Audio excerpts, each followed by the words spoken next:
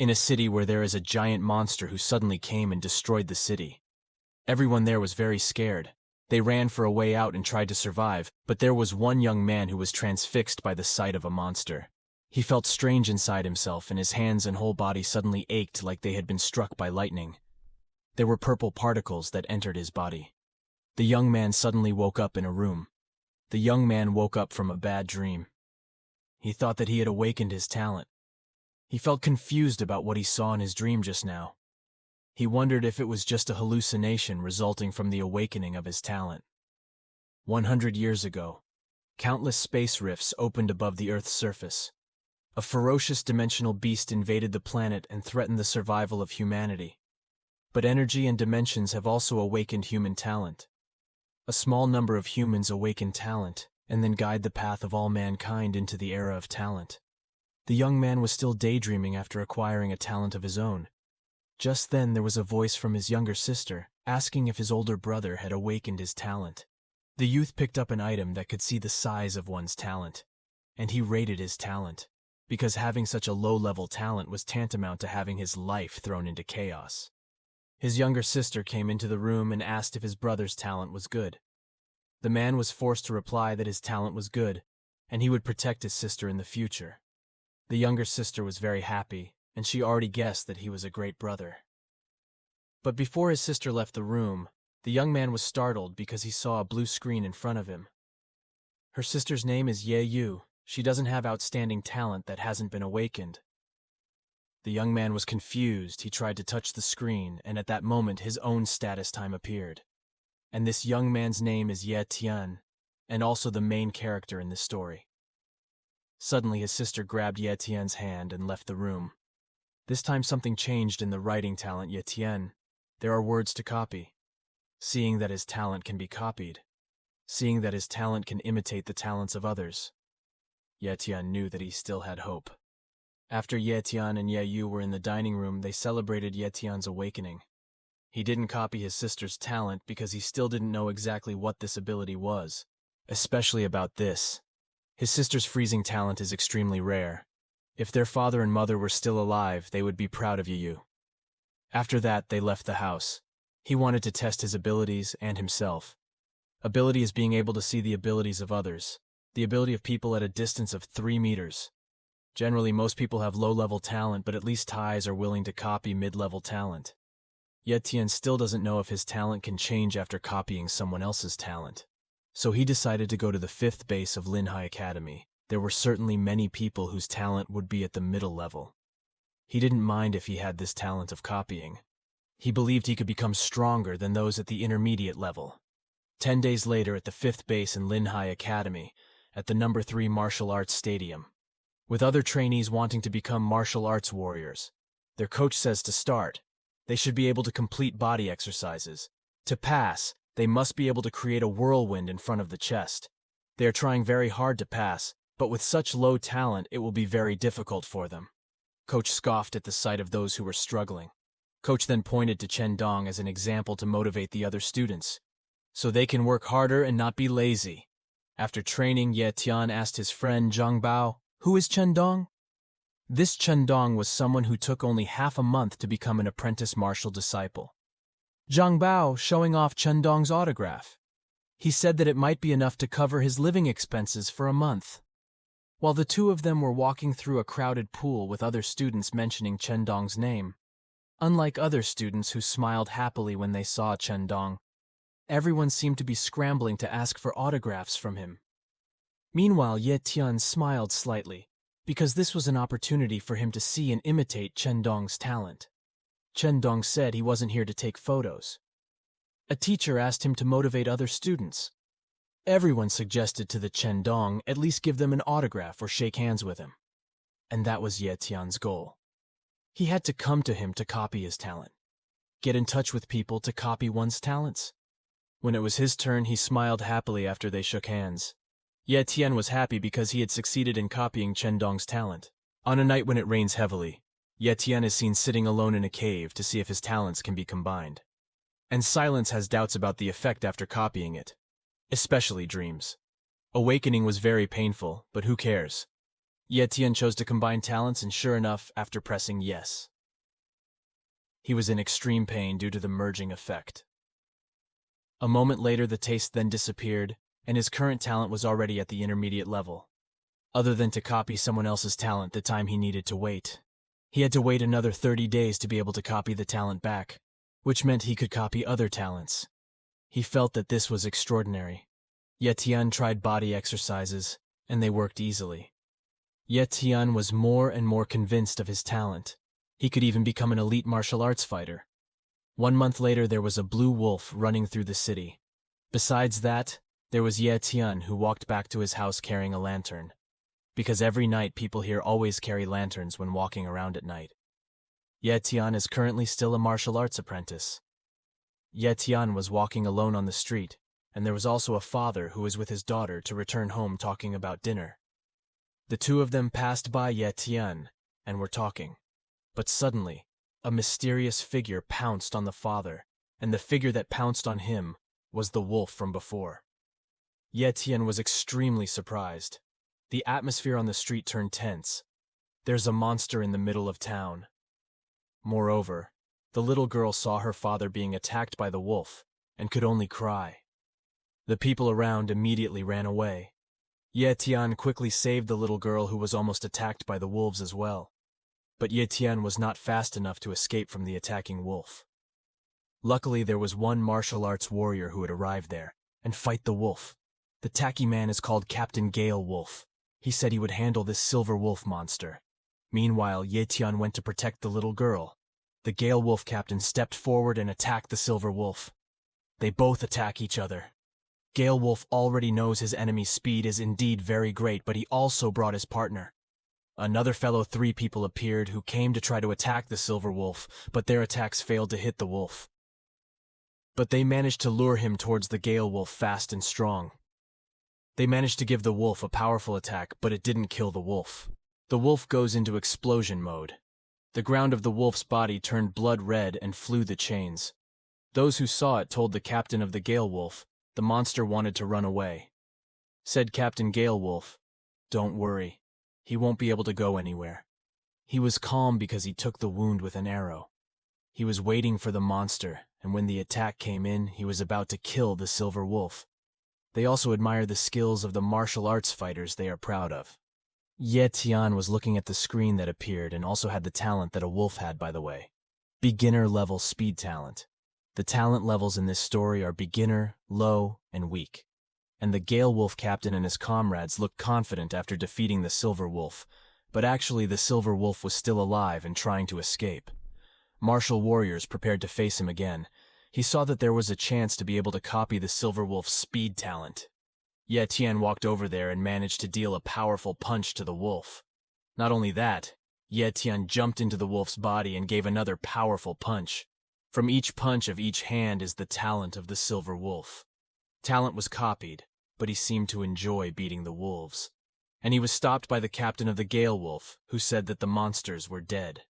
The Gale Wolf captain told his men to clean up and take care of the girls, and he bid farewell to Ye Tian. Meanwhile, Ye Tian went to the nearest toilet to wash off the blood on his body, because he was afraid that his younger sister at home would be frightened. It was after that he came home and saw that his sister was asleep and delirious. Ye Tian finally knew how terrifying that monster was. It was his way of protecting his sister, Ye Yu. That day he was determined to become a martial warrior. In his room, Ye Tian will copy monster talent. Whether it works or not, the copy starts. Ye Tian is ready. He didn't know what he would be like. Would that be more painful than the previous talent pool? And could possibly be life-threatening. But Ye Tian is determined to be strong in order to protect the people who are precious to him. It doesn't matter what it takes. Ye Tian started copying talent. As he felt excruciating pain, like his bones were breaking one by one. All of his bones seemed to be shattered, especially his legs. Even thought his leg was crushed. With his firm determination, he endured all the pain. After opening his eyes, Ye Tian looked silently at his leg, which was still intact. He tried his new power of copying monster talent. It was a success. The scene switches to the 5th Academy in the forest area. In the forest area, Ye Tian is seen trying out the speed of his new talent by running and jumping in the forest. Ye Tian was deeply impressed by the silver wolf's speed. He continued with the whirlwind body training. It's easy to shape. Ye Tian knew his speed was already comparable to martial warriors, but when it was about strength, it was still lacking.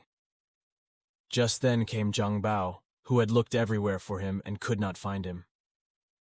After seeing that he already strong, Zhang Bao said something. It could help them get stronger faster by drinking monster blood. Zhang Bao had even drunk it, and indeed his strength was getting stronger fast. After learning about it, he regretted not taking blood from the silver wolf that was brought over. Zhang Bao has a solution for Ye Tian. The higher-ups at Linhai Academy opened a new wild zone outside the city. A special area as a test for the 5 great academies, and the test reward is monster blood. In the wild zone at a low level, because all the monsters there have been exterminated, what's left are the descendants of the chain beasts. Hearing that, he smiled happily, because that's good enough for him. Zhang Bao is his best friend. He invites Ye Tian to join his team, but Ye Tian refuses. Next time he will say yes if invited to join his team again. Zhang Bao was quite sad that Ye Tian refused to join his team, but even so, they would remain friends. After that, they returned to the academy. Ye Tian already knew that cooperating with others would be dangerous, especially if his special talent was discovered, so he's better off alone. 1 month passed at the 5th Academy, and every team that was about to take the exam for monster blood to become martial arts fighters. 1 month had passed after Ye Tian learned about the Wild Zone exam from Zhang Bao, and Ye Tian was currently entering the chief director's office. The director was so annoyed that he found out about the exam from somewhere, especially since then Ye Tian didn't have any invitation letter. Ye Tian said that he had achieved martial arts in turn so he could register for the exam. What the director spat out was a letter on Ye Tian's face. It was a life statement that they wanted to take the exam for. They have to sign a life accountability agreement. This means that once he takes the exam, if he dies, he can't file a complaint. Ye Tian understood his condition. The director looked angry and kicked out Ye Tian, who didn't care about his own life, to take the exam. After he signed the letter, he left the director's office, while the director smiled. Little thought that Ye Tian was a poor child and would regret his decision to take the exam. On a beautiful morning, he seemed to wake up. Ye Yu wanted to wake up her brother, but she was surprised when she was in the dining room because there was already food provided by her brother. And there is also a small letter. The letter said that Ye Tian would be holding a school event and he would be back home in 3 days. Ye Yu read the letter hoping that her brother Ye Tian was not in any danger. Meanwhile, in the abandoned city, many people had come to take the exams from the 1st Academy to the 5th Academy.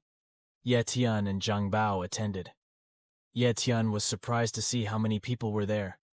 There was someone who seemed to look down on the 5th Academy and called them trash, he said. One of the men who was with him added that he could hunt other animals as well as humans in this exam. So the more people, the better. He looked arrogant and evil. Zhang Bao said that it was a genius student Xiao Bei from the 1st Academy. He is the most powerful of the Mo family generation. Ye Tian thought it was no wonder he looked rich, because he was of the Mo family, and his attitude was so arrogant.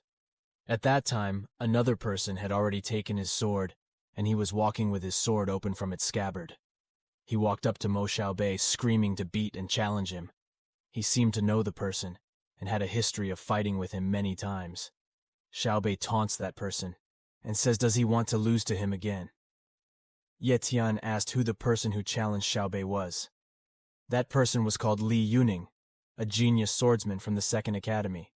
He was defeated by Mo Xiaobei in the past. Director also saw their bickering. He saw a farmer there. Ye Tian didn't like him because he wanted to stop the two from fighting, because Ye Tian wanted to see what the two of them were capable of. Then Ye Tian supported Li Yongxing with words of encouragement, and made him wonder why that person was cheering him on. At that time, there was a notice not to fight here or disqualification. Li Yongxing was forced to sheathe his sword again. He said he would tear the Xiaobei to pieces. In the wilderness zone, he just got teased by Mo Xiaobei. After that, Li Yongxing approached Ye Tian, who had had the guts to encourage him. He asked her what her name was. He also told me that his name was Ye Tian. While Li Yongxing was praising his name, Ye Tian was looking at the information about him from the window, a pretty good sword talent. Then they both shook hands. Li Yongxing said, "Wish Ye Tian good luck, and hopefully he makes it out alive." And Ye Tian also succeeded in copying talent from Li Yongxing. The exam will start now. The first academy will enter first. Participants from the academy first started entering the wild zone. This includes Mo Xiaobei and his men. Meanwhile, Zhang Bao went to his own team, and also Li Yongxing, who will go with his team in the second academy. Meanwhile, Ye Tian took the opportunity to go to the forest's fifth academy. He will be the last to enter. He had time to unite their respective sword talents and start the pooling of talents. The fusion according to sword talent is that the hand starts to feel intense pain in each hand and getting used to it. And with determination of his own, he wants to be strong. He managed to hold it off. Moments later, he had already managed to fuse a mid-level sword talent. He tried his sword talent by chopping down a tree. Currently, Ye Tian has 3 talents which are copying speed talent, archery talent, and sword talent. With the 3 talents, he returned to the entrance. In the clay zone, it could be seen that there were already 4 academies that had entered the wilderness zone, and it was now the 5th academy's turn to enter. All 5th academy participants directly entered the wild zone. Ye Tian entered the wilderness zone alone. He was met by a large green snake which immediately attacked him. With his new sword talent, he flew up and immediately slashed the snake's head. To get points, he had to bring evidence of a monster's body, so Ye Tian took snake eyes. The more monsters he hunted, the higher his rank. And this is a gift that will be given back. It was Ye Tian who was currently on the prowl for his possessions. Ye Tian stopped because he heard something. What he saw was a group of people in danger, and what turned out to be Zhang Bao's group. They are surrounded by wolves. Zhang Bao was standing still trying to survive when the wolves attacked. Seeing his friend in danger, he drew his bow and shot an arrow that hit the wolf. Ye Tian arrived in front of Zhang Bao, and he asked if he could take all the points from this monster. Zhang Bao didn't know Ye Tian's power. Then Zhang Bao gave him a warning to retreat immediately. Ye Tian using the speed talent he got from the same wolf, as well as his own sword talent. Seeing that Ye Tian managed to kill all the monsters that were there, Zhang Bao was surprised and admired his strength. After defeating the wolf beast, he said that if Zhang Bao wanted to take something, he would refuse because it already belonged to Ye Tian. Ye Tian had returned to prepare to hunt while Zhang Bao had given up. He was already unable to continue, and this test was too dangerous, especially now that his team members were seriously injured. Zhang Bao could take him out of the zone and survive. Before Ye Tian left, Zhang Bao told him that in this wild zone there were pseudo-beasts that Ye Tian had to watch out for. There are beast grades from the most dangerous. Zhang Bao heard the people from the first academy surrounding the spotted snake that was more than 10 meters long. Apparently it was a pseudo-beast, and it is worth a maximum of 500 points. Ye Tian was both surprised and happy to hear the 500 points. Then he asked Zhang Bao to show him the way. In the southeast say Zhang Bao. After knowing the location in the southeast, he immediately rushed there with the aim of getting first place in the test in the wild zone. Zhang Bao could only hope that Ye Tian survived and continued to be careful. Ye Tian was on his way and he stopped halfway and saw some people from the first academy who had died. Farther on he saw pseudo-beasts. Ye Tian rushed over there. When he got there he saw half demon and half snake. Looking at the snake is really big and surrounded by Mo Xiaobei members. He told his men to keep attacking the spotted snake and would take 500 points. After being attacked, the other members said that the snake was running out of stamina. Now is the time to finish off the spotted snake. Mo Xiaobei has been waiting for this moment. Mo Xiaobei jumped forward and thrust his sword right above the visible snake's head, but the spotted snake doesn't die right away. Its tail flew up and slammed Mo Xiaobei's body into the building. He didn't look hurt. Instead laughed happily that he had earned 500 points. Ye Tian, who had already arrived there, felt too late because he saw that the spotted snake was already dead. Mo Xiaobei is back there. He survived because he had earned 500 points. Mo Xiaobei was proud of himself because he deserved to be ranked first. But at that moment there was a sudden burst of energy caused by the snake, an explosion of blood. It turns out the snake is not dead. Mo Xiaobei was surprised, if it turned out that it was not a pseudo-beast, but had become a full-fledged monster. Xiaobei tells his men to catch the monster as the reward has now increased to 1,000 points. Mo Xiaobei and his men chased the spotted snake, which was currently running away. He wanted to have it to kill him. Immediately like that, currently the state is weakening. Don't let other people kill the speckled snake first. Ye Tian, who was there, was very happy that the spotted snake wasn't dead yet, especially now that the spotted snake had become a monster, and if he killed it, he would get us 1,000 points. Ye Tian is currently getting into a good position. With his gift of speed, he went straight to where a monster was seen hiding. Ye Tian headed to the location where the spotted snake escaped. He didn't see the first academy there. Either he saw a slime snake leading to a building. Ye Tian was certain that the snake must be hiding there. He smiled, because 1,000 points were already in front of his eyes. When he entered the place, the pungent smell of snakes entered his nose. At that moment, he realized that there was a large spotted snake in front of him that was drinking strange water. Ye Tian was sure that the dripping water was not ordinary water. Ye Tian picked up his sword and directly attacked the spotted snake, which was caught off guard. But he was surprised that the snake had such an instant response. The leopard snake managed to take Ye Tian down, and the sword slips from the hand. He picked up his bow and shot an arrow which hit the snake in both eyes. The snake fell on the ground at the same time the sword had fallen right into his hand. Ye Tian came back to the front and saw that the snake was trying to stop Ye Tian's movement. But it was too late for him, and Ye Tian had already stabbed his body. Not stopping there, Ye Tian continued his thrusts until the snake's chest was split open. Ye Tian managed to kill the spotted snake monster. After defeating the snake monster, Ye Tian did not forget to take the liquid that the spotted monster had drunk earlier for him to drink. Ye Tian put it in the bottle. After that, he took 2 snake eyeballs to bring proof if he got 1,000 points. He also took another vial, one that was to be filled with monster blood for himself. The liquid bottle is already filled, even though he didn't know what liquid it was. Ye Tian decided to slash the stalactite in half. It produces liquid so that no one else can get to it. He had already gathered things for himself, Ye Tian, and packed up to leave the place immediately, before the First Academy found him. It was a while later that the group from the First Academy arrived at that place, and they saw the corpse of a snake monster that had lost both of its eyeballs as well as its eyes. His heart had run out of blood. Mo Xiaobei was furious and frustrated. He shouted that he would destroy anyone who dared to take 1,000 points from him. Ye Tian was still there. He was watching the Mo Xiaobei group that had just exited the building. Mo Xiaobei people asked what to do now. With an angry and vengeful tone, Mo Xiaobei told his men to find out who stole his 1,000 points. He didn't want this to be allowed to end just like that. Seeing that they all started to move, Ye Tian decided to stay hidden, but he couldn't hide forever. The exam will end in 3 days, and the points gain at the end of the test match. They will know that it was Ye Tian who killed the monster. So, he would take advantage of the remaining time to quickly cultivate and become stronger. He finally found a hiding place that was quite hidden. At that place, Ye Tian sat cross-legged and immediately drank the liquid and blood of the monster that he got earlier. Ye Tian felt that if only he brought peanut snacks, maybe it won't taste so bad. But in order to protect his sister, he must become stronger. He will drink all the monster's blood. Meanwhile at school, Ye Yu, who was sitting daydreaming in front of the window, kept thinking about her brother's condition. Hope everything will be fine.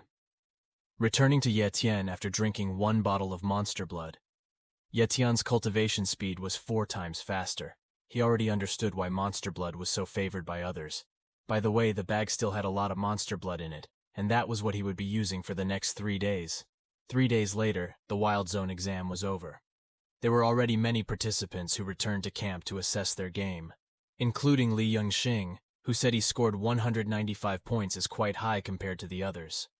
Mo Xiaobei comes and insults him if he can only score 195 points. He took his hunting bag to the score counter. He continued to taunt Li Yongxing. In his bag, he took out all the results and surprised many people because the result was 426 points. Li Yongxing accuses Mo Xiaobei of seizing other people's property. Mo Xiaobei didn't deny. He said that he achieved it with his own strength. The first academy students congratulated Mo Xiaobei, who was currently in first place. But most of the Xiaobei say that first place must have more than 1,000 points. The director, who had been standing there, told the evaluator that all students should come and go. If nothing came out, they would consider them dead. Why not make Mo Xiaobei the first place? But at that time, the other participants saw that there was one person walking leisurely towards there. Who else if not Ye Tian? He was already at the scorer spot. He took out his Kori, which was 2 monster eyeballs. Ye Tian asked how many points. He asked the appraiser to say his point. Then he said that Ye Tian had 1163 points, and he congratulated him for being ranked first place. He got the monster blood bounty as well as 100,000 yuan. Zhang Bao was happy to see his friend win. Li Yongxing thought about how Ye Tian could win. At that time, Mo Xiaobei looked angry. He finally found out who the thief who stole 1,000 points from him was. He told his men to look into Ye Tian's background. Zhang Bao is happy to see him, and he is interrupted by the director saying that Ye Tian is looking for trouble, for offending and angering a Mo family. He was afraid that his friend might suddenly die, yet Ye Tian was not afraid at all. Li Yunxing interrupted them. Didn't he also say that Ye Tian also stole points with his own ability? So what's the problem? He laughed. He asked who he thought was stronger, between him and Ye Tian. He replied saying they had to find that if he had the time, he would be more than happy to fight him. Mo Xiaobei laughed with an aura of anger. It seemed he didn't want to lose. He wouldn't run from someone like him. He would become stronger so that Mo Xiaobei would not dare to go against him. After the exam ended, Ye Tian returned home. He was greeted by Ye Yu, who was very happy that Ye Tian was home. She wondered where he was, and asked if he was okay. Ye Tian replied that he was fine, and he brought gifts for her. The prize is in the bag. Inside the bag was monster blood as well as a cash prize. Ye Yu also saw a bottle filled with a strange liquid. Ye Tian said that he didn't know what it was, so he bought a picture of the treasure book to find out what the liquid was. They both looked at the contents of the book. Ye Tian found it called Terracore Elixir for explanation, and its function was to enhance cultivation talents at the middle and lower levels. Ye Tian did not expect that item. He picked up a very powerful item. He said that this thing would be of great use to him. Ye Tian said he didn't need it. Instead, he gave it to his sister. Ye Yu was surprised to hear that. Ye Yu wondered, why was it even for her? She hasn't even awakened her talent yet. Ye Tian already knew that Ye Yu's cultivation talent was low, so if she drank it, her talent could increase, though don't know how much that will improve it. She even thought that it must be expensive to sell this liquid. Ye Tian replied that he had destroyed this elixir place so that no one would believe that the liquid was Terracore Elixir. Ye Tian forced his sister to drink the liquid. Without being able to resist, Ye Yu drank it. She felt his body warm and fresh. He was confused because he didn't see any improvement in his sister. After drinking it, she felt drowsy and wanted to sleep. An hour later, Ye Tian, who was meditating, felt a wave. A wave of his talent was coming out from his sister's body. After he meditated and saw his sister's talent rise to the intermediate level, he had twice that of the intermediate level. And with that freezing talent, Ye Tian was sure that Ye Yu would become the best martial artist. Ye Tian was happy, and also didn't forget Mo Xiaobei, who had his eye on him. So he drank it, drank the monster blood he got from the Wild Zone bounty. Luckily at home, there is a bean that can help him not to taste a bad taste of monster blood. This monster's blood was intermediate level, and the effect was that Ye Tian's cultivation speed increased by 8 times, and he had already felt the effects of both. He also said that he had 2 bottles left. If he had more, surely he could get to the martial artist stage. 10 days later, in the 5th Academy's forest, there was a Ye Tian who was continuing to cultivate. When Zhang Bao ran hastily to tell him about Mo Xiaobei, Ye Tian thought most of him came to challenge him. However, Zhang Bao said that Mo Xiaobei intends to break through to the martial artist stage in his room. He adds, if Mo Xiaobei must be up to something. He wanted to become a martial artist and fight against it. Zhang Bao continued that he was from a noble family and had many resources. Then Ye Tian, what about him? He only had 3 vials of mid-tier monster blood, and he's already spent it. Ye Tian knows that best. Mo Xiaobei has mid-level talent. so it's possible that in a month he can increase his strength. Zhang Bao was worried about Ye Tian. Unlike the rich Mo Xiaobei, he can buy a lot of monster blood. If he had monster blood, he would have run out by now. He only has a low level. After using the monster's blood, Ye Tian could advance to the advanced level of apprentice martial artist, and with his talent, he could fight against martial artists. Meanwhile, at Mo family residence, right in a sealed room. From the steel door was destroyed to a large extent. The shabby men were on their knees. They already knew that their master had advanced to the martial level. Mo Xiaobei had stepped out of the room, and his body had grown larger and his aura had increased. At the Mo family mansion, Mo Xiaobei is already a martial artist and his father has come to his room. He was proud of his son who succeeded him, and his father's name is Moen. He was a mid-level martial warrior from the rich and prestigious Mo family in the base of Linhai. Mo Xiaobei said he couldn't let his father down. Moen says that chairman himself will give Mo Xiaobei. He knelt down to thank his father and the head of the Mo family.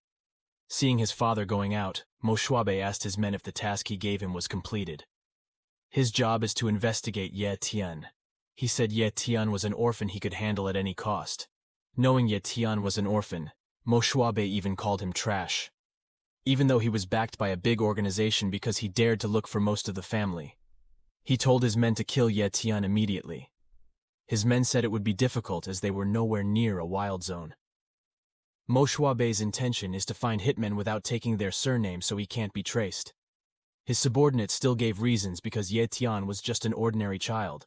Why was it so necessary to hire shadow killers? In Linhai, there are a dozen or so families that can last a long time, and the rest will become slaves. This is because every time a miracle among the farmers. It seems that the big family will destroy it from the start. The point is that Mo Xiaobei didn't want a miracle like Ye Tian to appear. He who wasn't from a big family, and he wanted to kill him outright. So is their existence. Because in the 5th Academy, it is not to cultivate talent, but to fall prey to the strong. Meanwhile, in the Academy forest, Ye Tian is seen diligently practicing using his talent. In vain did he pause to look at the sky. So he decided to go home. On the way home, it was already raining on the road. On the way home, he saw a screen and a status that was above the electricity pole. From that screen appeared an information about the name with shadow talent. It said Li Chun, and his cultivation talent was intermediate level. The status screen disappears. Ye Tian felt an attack from above. He quickly used his sword to block Li Chun's attack. The figure had appeared in the darkness carrying a large red sword. He replied that he was someone who would finish him off. Li Chun said that he was the one who would end his life. After hearing about it, he thought he was sent by Mo Xiaobei to kill him. But why not? Mo Xiaobei was already a martial artist. Why use such underhanded methods? Li Chun flew up and fired a single attack. Ye Tian swiftly blocked Li Chun's swift attack, after which it disappeared. Ye Tian deduced it was a talent that could make the user invisible. He appeared from behind. Ye Tian with quick reflexes and managed to avoid it. Li Chun was confused as to who he was. Isn't he still an apprentice martial artist? Why is he so agile? Ye Tian said, now it's my turn. From above him, Ye Tian had already jumped to attack him. Dai was surprised because Ye Tian was already in front of him. But thanks to his shadow talent, he is able to reduce attacks. Even though he still reflected the attack, Ye Tian noticed it. Li Chun has disappeared again. This talent is very hard to deal with. But because Ye Chun had the talent of being able to see other people's talents, he was able to track down Li Chun's whereabouts. It was Ye Tian's powerful attack directed upwards that turned out like he was there and received Ye Tian's attack. He was seriously injured. He was confused that even elite martial warriors had trouble fighting against him. But this Ye Tian easily found him and approached him, and he said, if you want to know how he does it, tell him who sent it. He lied and looked ahead as he brandished his sword in front. Ye Tian with Shadow Blade managed to jump. As he did so on the ground, he quickly stabbed Li Chun. Back he will ask again, who sent it? He laughs, praising Ye Tian that he is the strongest, and knows who sent him. Who else if not Mo Xiaobei? After saying that name, Li Chun's body lay dead. Ye Tian was angry after hearing Mo Xiaobei's name. He sat down to touch Li Chun's body and copied his shadow talent. He was used to enduring the pain of copying talent. And he managed to copy the shadow talent. With this, he has the talent of the shadow. He also has speed talent and sword talent, and his strength increases. And he is ready to face the Mo Xiaobei who is after him. At this time, Ye Tian was in the middle of the forest and he was digging the ground to bury Li Chun's body. After burying Li Chun's body, he returned home and saw that his body had become more and more muscular. After he finished taking a shower, he went to the living room to look at Li Chun's things he had taken. Ye Tian saw that there were 2 twin swords belonging to Li Chu, a book, and a large amount of money. Ye Tian was happy to know that Li Chun had a lot of money. He looked at the book titled Green Copper Tier Sword Techniques. He was happy with it, his new book and sword, because that sword can completely unleash the power of his sword talent. That sword was what Ye Tian needed right now. Ye Tian was so eager to start cultivating. He immediately went into his space to cultivate his way of training. The weather outside was filled with lightning that kept crashing. Before cultivating, he remembered that his younger sister Ye Yu had not come home yet. Ye Tian panicked because earlier Mo Xiaobei had sent assassins to kill him, and Ye Yu could be his target. Ye Tian quickly left the house and looked for Ye Yu's whereabouts. He hoped his sister was okay. He calmed down a bit that Ye Yu was at school.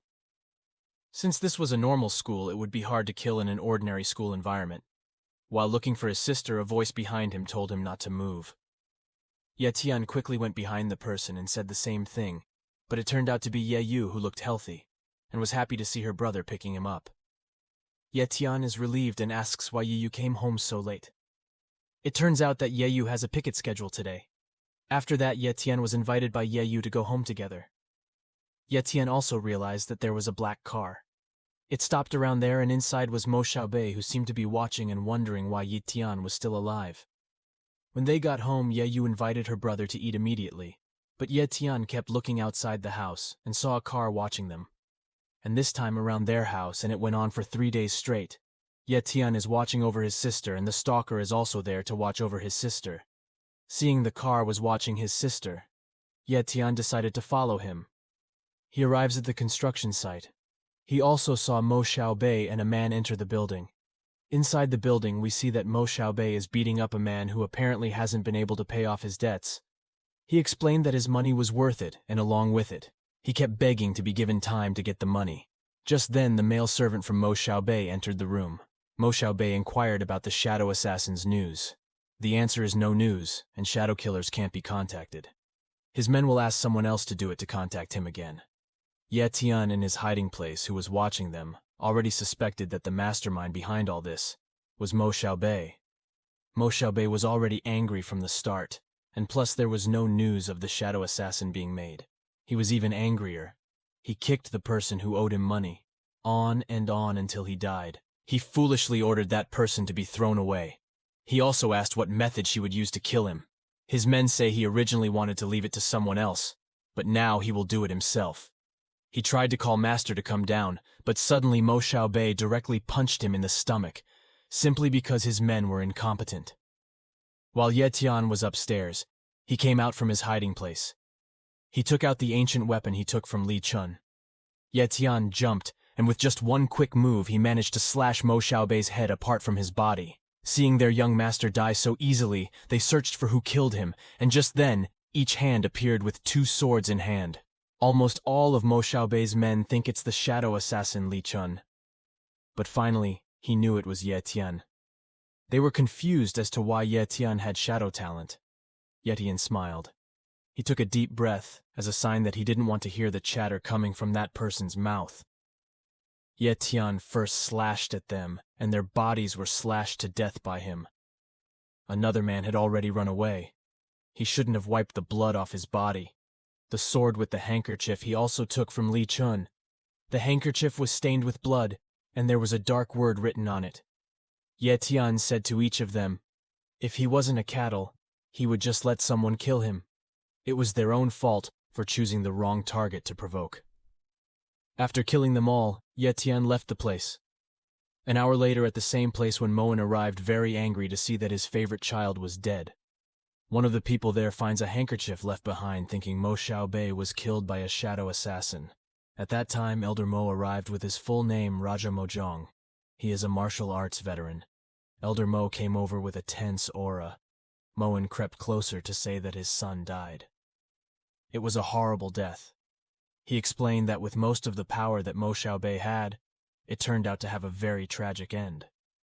Panatua Mo confirmed it, especially since Mo Xiaobei managed to increase his strength after he returned from closed cultivation. Moen asked Elder Mo to avenge his son. Moen also gave him a handkerchief that was found there. Elder Moen understands that this is the work of a shadow assassin.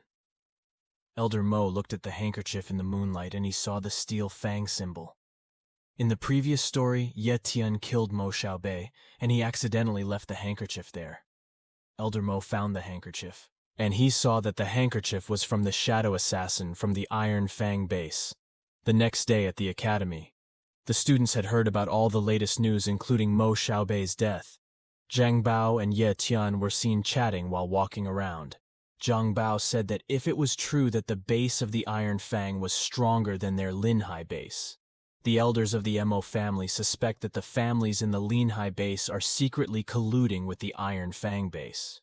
Apparently, they were planning to kill the elites of their younger generation and then swallow up the Linhai base.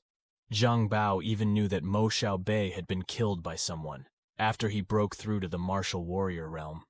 Then Zhang Bao whispered to Ye Tian to tell him that Mo Xiaobei had really been beheaded. Ye Tian heaved a sigh of relief. He was not suspected of being the killer. Zhang Bao said that Ye Tian was lucky, because the first person that Mo Xiaobei took care of after becoming a martial artist was Ye Tian, but someone killed him first. In his mind, Ye Tian also felt very fortunate. Luckily, he left the handkerchief with the word shadow written on it at the scene to allay the Mo family's suspicions against him. But unfortunately, that elder of the Mo family ended up finding the Iron Fang base symbol on the handkerchief. Could it be that Ye Tian accidentally discovered Iron Fang's scheme, or was it that old bastard from the Mo family who was purposely trying to stir up conflict between the two bases? The next day at 4 in the morning, Ye Tian was awake and he was getting ready to leave.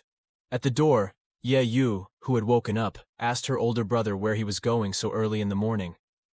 Ye Tian replied that he would train in the wilderness zone. He must increase his strength. Ye Yu was very worried because her brother had just returned from the wilderness zone in the previous exam. Moreover, this time her brother will go alone. Ye Tian said not to worry and wait for him at home quietly.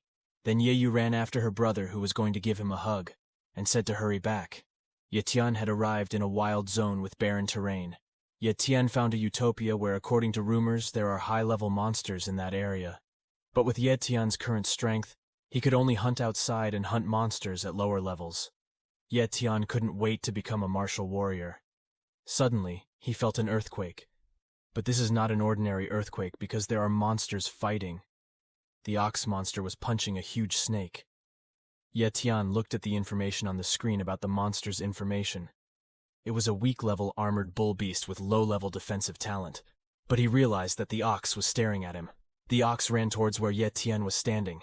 Ye Tian put down his bag. He flew towards the ox while letting out both sword attacks. Ye Tian's double sword attack was successfully blocked due to the shields all over the ox monster's body. His defensive abilities are so strong. The ox monster screamed. Ye Tian, on the other hand, smiled. He felt happy because he discovered such a good talent, and he plans to make that talent his own. Ye Tian smiled. A low-level defensive talent he would make his own. Ye Tian attacked the ox monster again. With his speed, he headed for the monster and intended to stab it with a sword.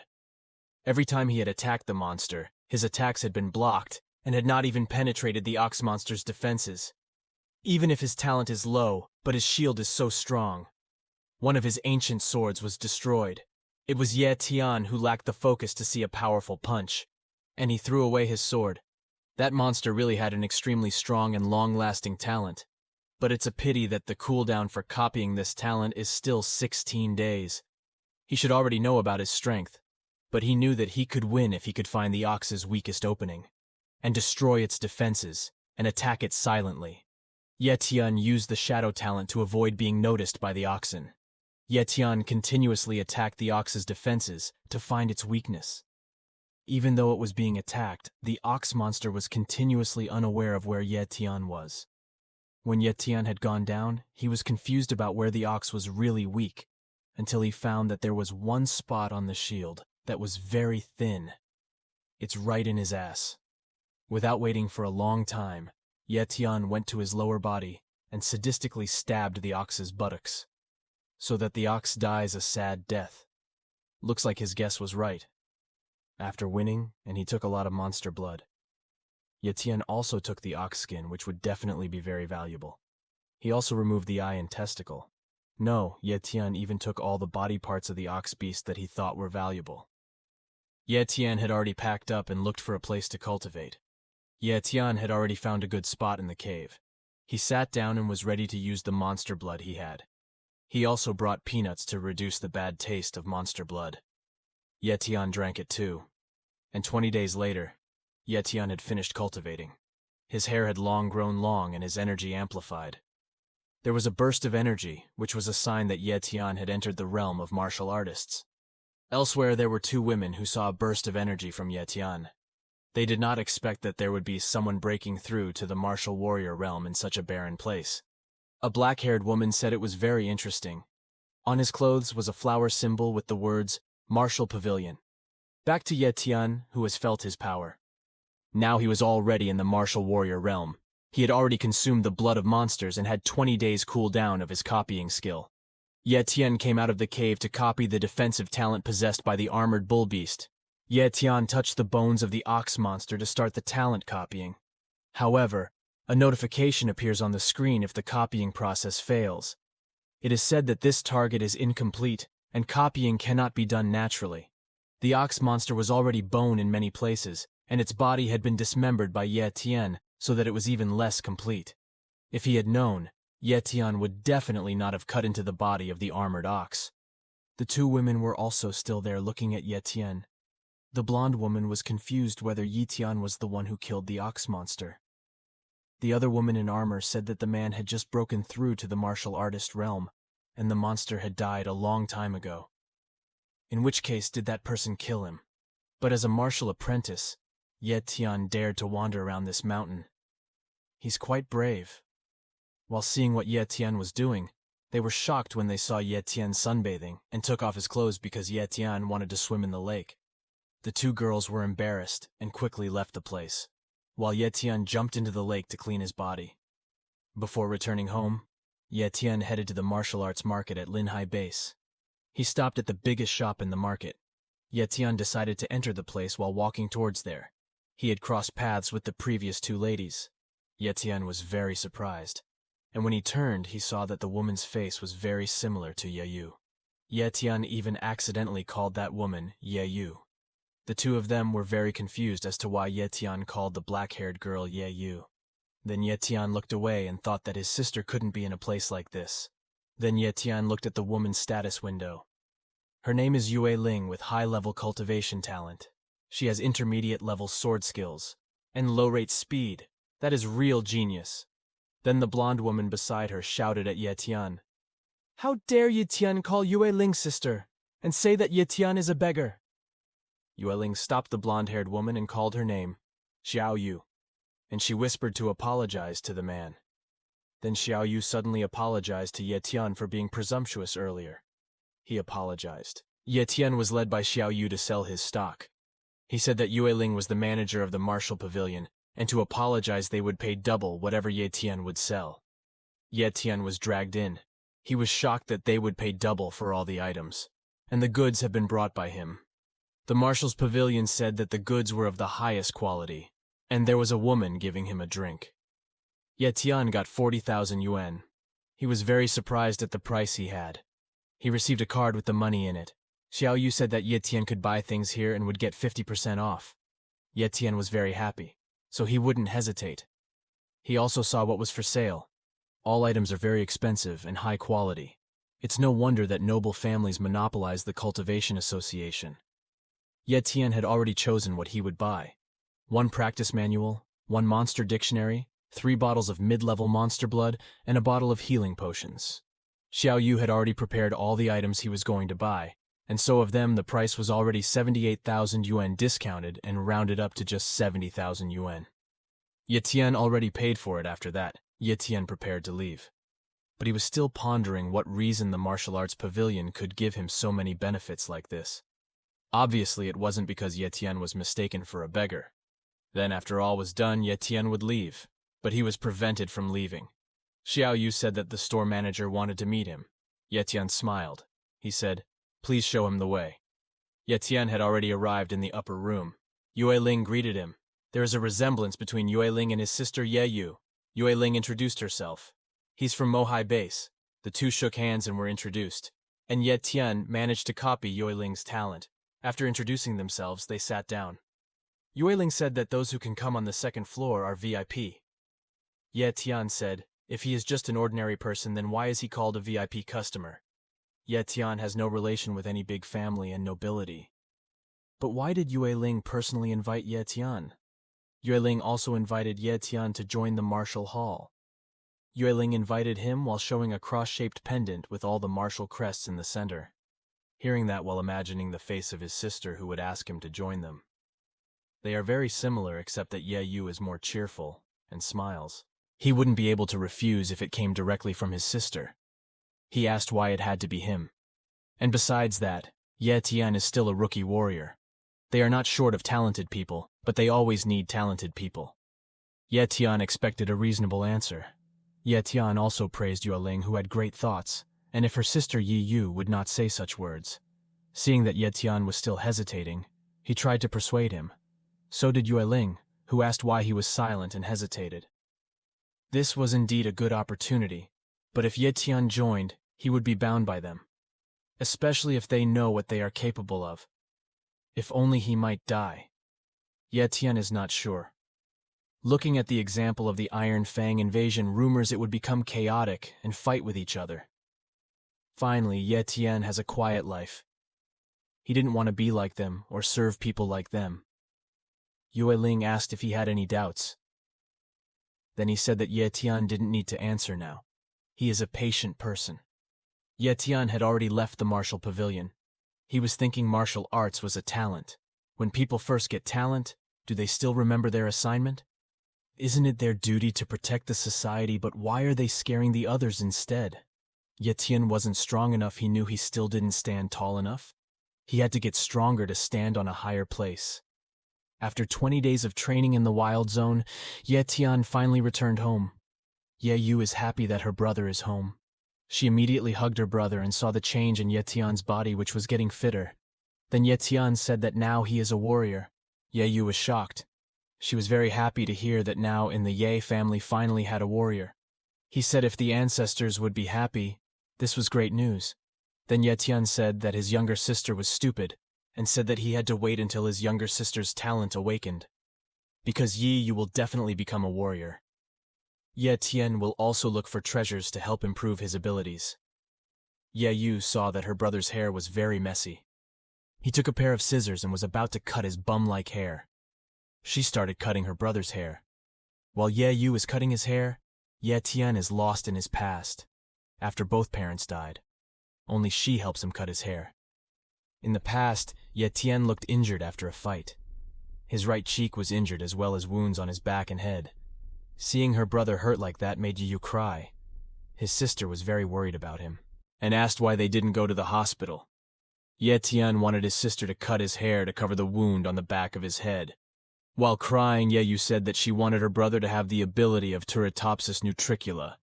Ye Yu once told Ye Tian a story about a child who had the ability to heal himself after being injured. Over time, the wound will heal. Ye Tian thought it was just a children's story. Tell me why he should believe that story. As a child, he believed that the story was genuine.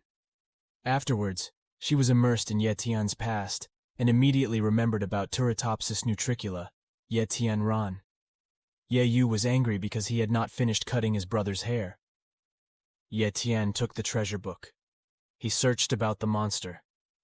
Turritopsis nutricula in the book is written that it is a ferocious water monster with healing talent, and the location of the monster is in the Dead Sea.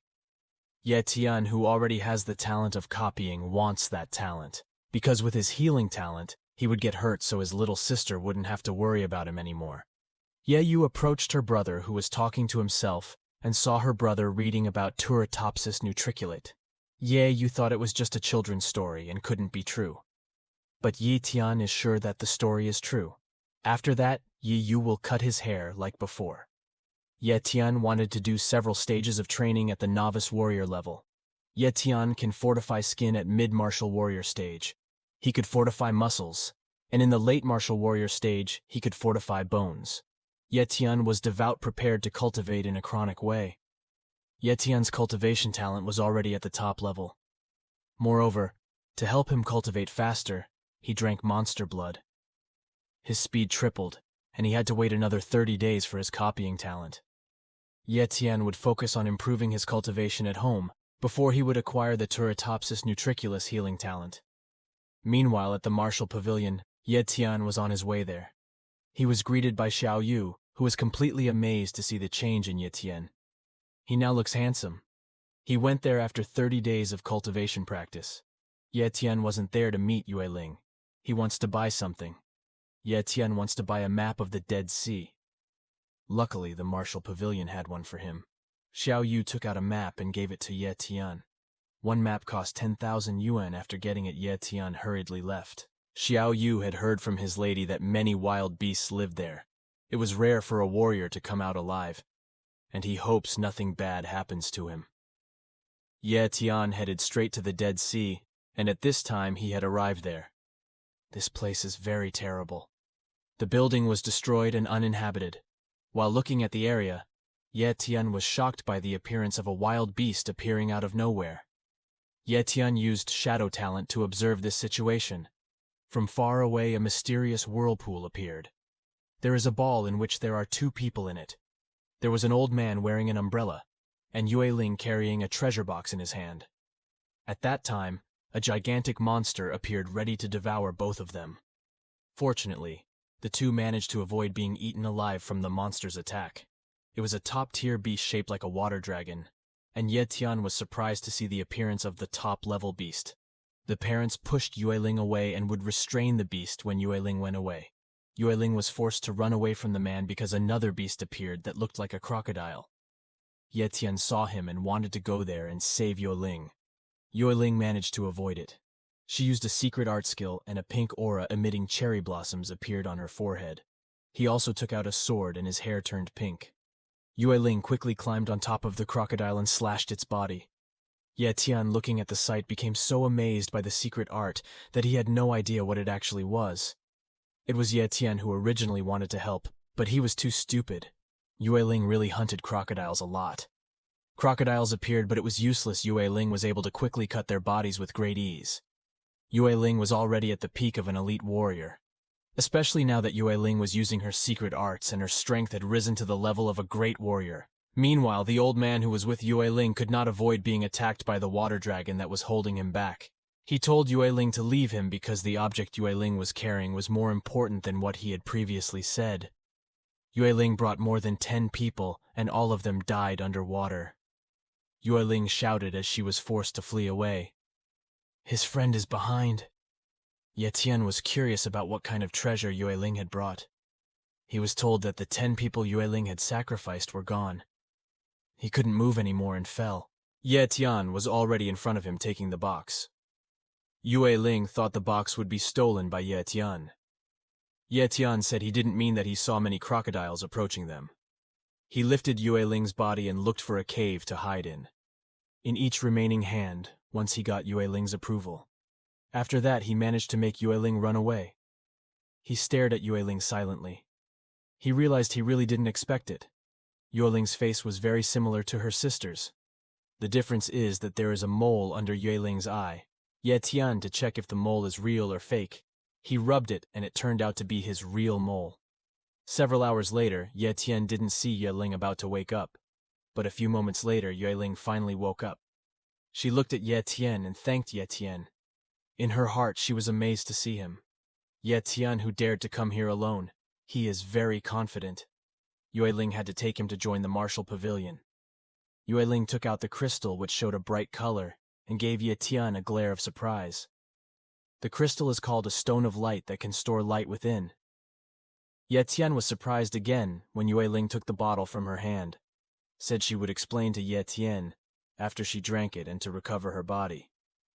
Like Ye Tian confused how Yue Ling could take the bottle, when Yue Ling had no spatial talent. After Yue Ling recovers, she tells him time to stand up. Yueling pointed out that in her right hand was a mysterious pouch and her left hand was a treasure box. The treasure box can fit into a smaller size. The pouch is not a space talent, but a space item.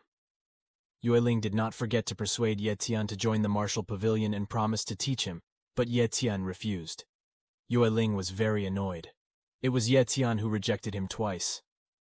Once he imitates the spatial talent and recovery talent, they will be of no use. Ye Tian was tired. While lying down he was thinking about his plans for the future, because Yueling had messed up in the Dead Sea, and unknowingly Ye Tian fell asleep and woke up in the morning.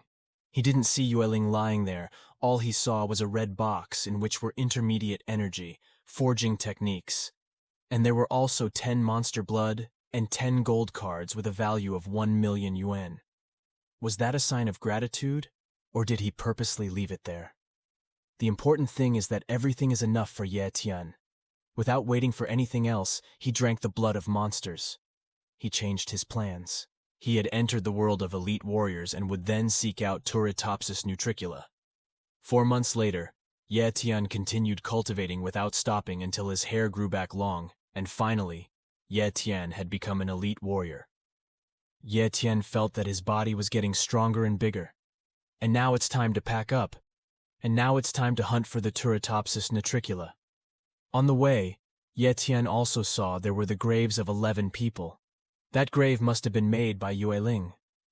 Ye Tian also saw that there was an umbrella used by the Yueling group before. He tried it because he was curious what it was. What turned out to be an umbrella was a waterproof protector. Ye Tian was like in a bubble. It is a very great item. By wearing it, Ye Tian can easily dive underwater. And he can fly. Ye Tian immediately dived into the Dead Sea and searched for its prey. While in the water, he uses his shadow talent to avoid being targeted by the beasts that are in the water. And at that time, a status screen appeared.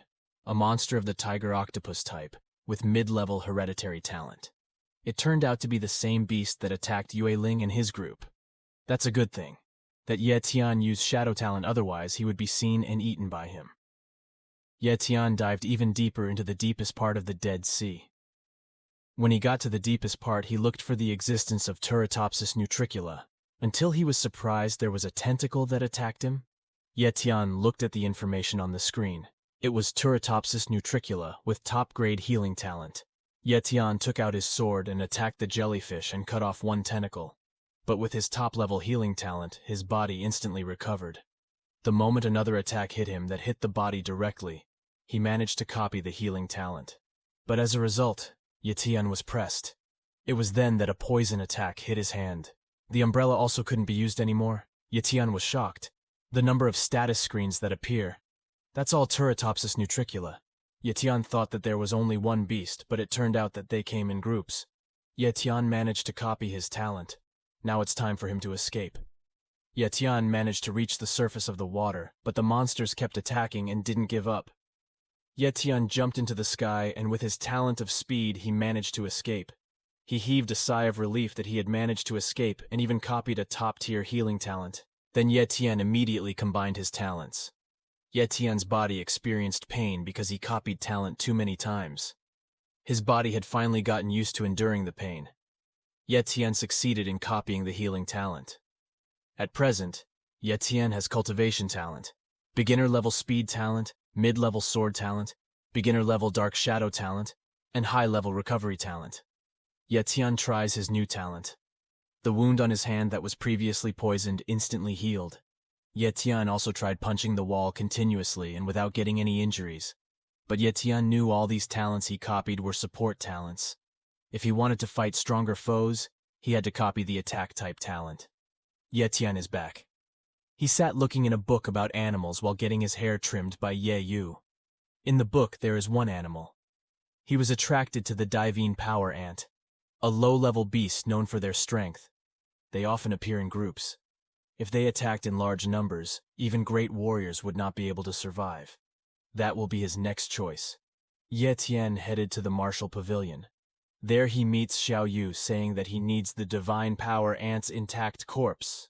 Then Xiao Yu said divine power ant, if taken with wine, would be very good for health. But he didn't have that. But he has information related to it. Ye Tian also wanted to hear what the information was. Xiao Yu said that Lin Hai base was already preparing to trade with a medium-scale base. Both of these bases have a large collection of animals, including ants with divine powers. The medium-scale base, and of course that is the Iron Fang base, which is 100 kilometers away from Lin Hai. But according to previous rumors about the Mo family being attacked by the Iron Fangs, the Steel Fang base reached an agreement with the Lin family through the Mo family as the mediator to open trade routes. Xiao Yu gave him a card. It is a participation badge. Actually, the card will be given to Yue Ling, but the pavilion's martial base is huge. The Lin and Mo families weren't on the same level as the martial pavilion, so the badge was for Ye Tian. With the badge he could join the trade route clearing. After getting the badge, Ye Tian was very happy, especially since it was related to the Mo family. It's time to work. After the scene moved to the Lin family headquarters, there were already many warriors willing to join the operation. There were more than 100 people, including Ye Tian, who were ready with all their weapons. After that came Lin Mingzhi, who greeted everyone who would be participating in the beast clearing. Beside him, where there are Elder Mo and Moen, he smiled slyly as he couldn't wait to see what would happen next. Ye Tian enjoyed the operation of clearing trade routes. The Lin family and the Mo family. The head of the Lin family, named Lin Mingzhi, welcomed the arrival of all the martial warriors. Who will follow him? He started talking about business. You all should know, Lin Hai's base is too small. With limited resources, it becomes difficult to meet everyone's needs. Trading on a mid-scale basis will bring them profits. So the operation this time was very important. Of course, there will be risks in this monster cleanup mission. But the loot from this operation would be greater than hunting them all. All the warriors were happy to hear that. It was Ye Tian who saw the army horde. He saw that there was a Gale Wolf captain who joined the operation. He didn't know if he still remembered. To get the warriors excited again, Mingzhi said that all the loot the soldiers entered in this operation would belong to the warriors themselves. Moreover, the Lin family would prepare with additional rewards for each level of soldiers. They would get 20 animal blood and 2 million yuan. For middle-level warriors, elite warriors get 3 monster blood and 10 million yuan. So hurry up and register, and they will get all the benefits of this scavenger hunt. All the warriors rushed to register. They headed for a boulder that was said to check their strength level. If the warrior hits the rock, the stone will detect their level of fighting ability. Ye Tian had said Yue Ling's words were right about not cooperating with the major families, especially for moving families who are currently at the elite warrior level. He wanted to restrain his strength so that no trouble would arise. Ye Tian was already in front of the rock. He put down his hand and suppressed all of his strength until it only detected Ye Tian's strength, which was at the peak warrior level. Moen was very amazed to see that there was a young man who had fallen on the top floor. Likewise with the other fighters. The warrior who praised Ye Tian. It was problematic, even though he had restrained himself, but his cultivation level was still the center of attention of many people and groups. Captain Gale Wolf also praised the young Ye Tian, who was already at the top warrior level. One of his friends suggested inviting Ye Tian into the Gale Wolf team, and coincidentally Ye Tian headed over to them. Ye Tian lowered his hood and greeted the Gale Wolf captain. He saw her tense face. Gale Wolf immediately remembered. He didn't expect that in a year he would already become a top-tier warrior. Ye Tian asked if he could join the Gale Wolf team. Of course, the Gale Wolf welcomed Ye Tian. They were very happy, because the team had 2 top-tier warriors. The Gale Wolf group had already headed out for their hunt. Location according to the existing map. Some low-level beasts that were seen. A wolf approaching the Gale Wolf. He said, "Don't panic." They were surrounded by 5 wolves. Captain Gale Wolf told his team to get ready. Ye Tian took out his weapon and said, "Leave it to me." Knowing that the Gale Wolf told him to cooperate, but Ye Tian still had confidence in his abilities. He headed for 2 wolves. 1 wolf, and succeeded. Ye Tian instantly killed him. Kicked another, and Ye Tian jumped up and stabbed the wolf to death. The Gale Wolf captain praised him, but he himself had killed the other 3 wolves faster. He just didn't want to show true strength. One person in the team said that it was very strange why didn't this wolf wait for the Gale Wolf team to reach the valley and attack them there. They will have a better chance of victory. It's not that they don't want to, but they can't. It wasn't their territory, which meant there were stronger beasts. Hearing that made him worried. But this team had 2 top-tier warriors and 3 mid-tier guys.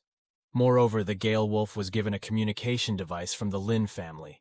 It was used to ask for help when they were in danger. He calmed down again, and they continued to hunt. The Gale Wolf captain said halt as he heard movement in front of him. Ye Tian saw something above, and above them was already a beast with the name of the Fire Lizard.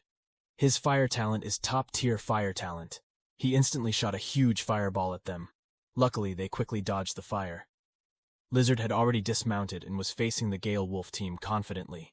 They were confident they could tackle the Fire Lizards alone. Gale Wolf saw that the Fire Lizard was at the beginner level. They have already attacked.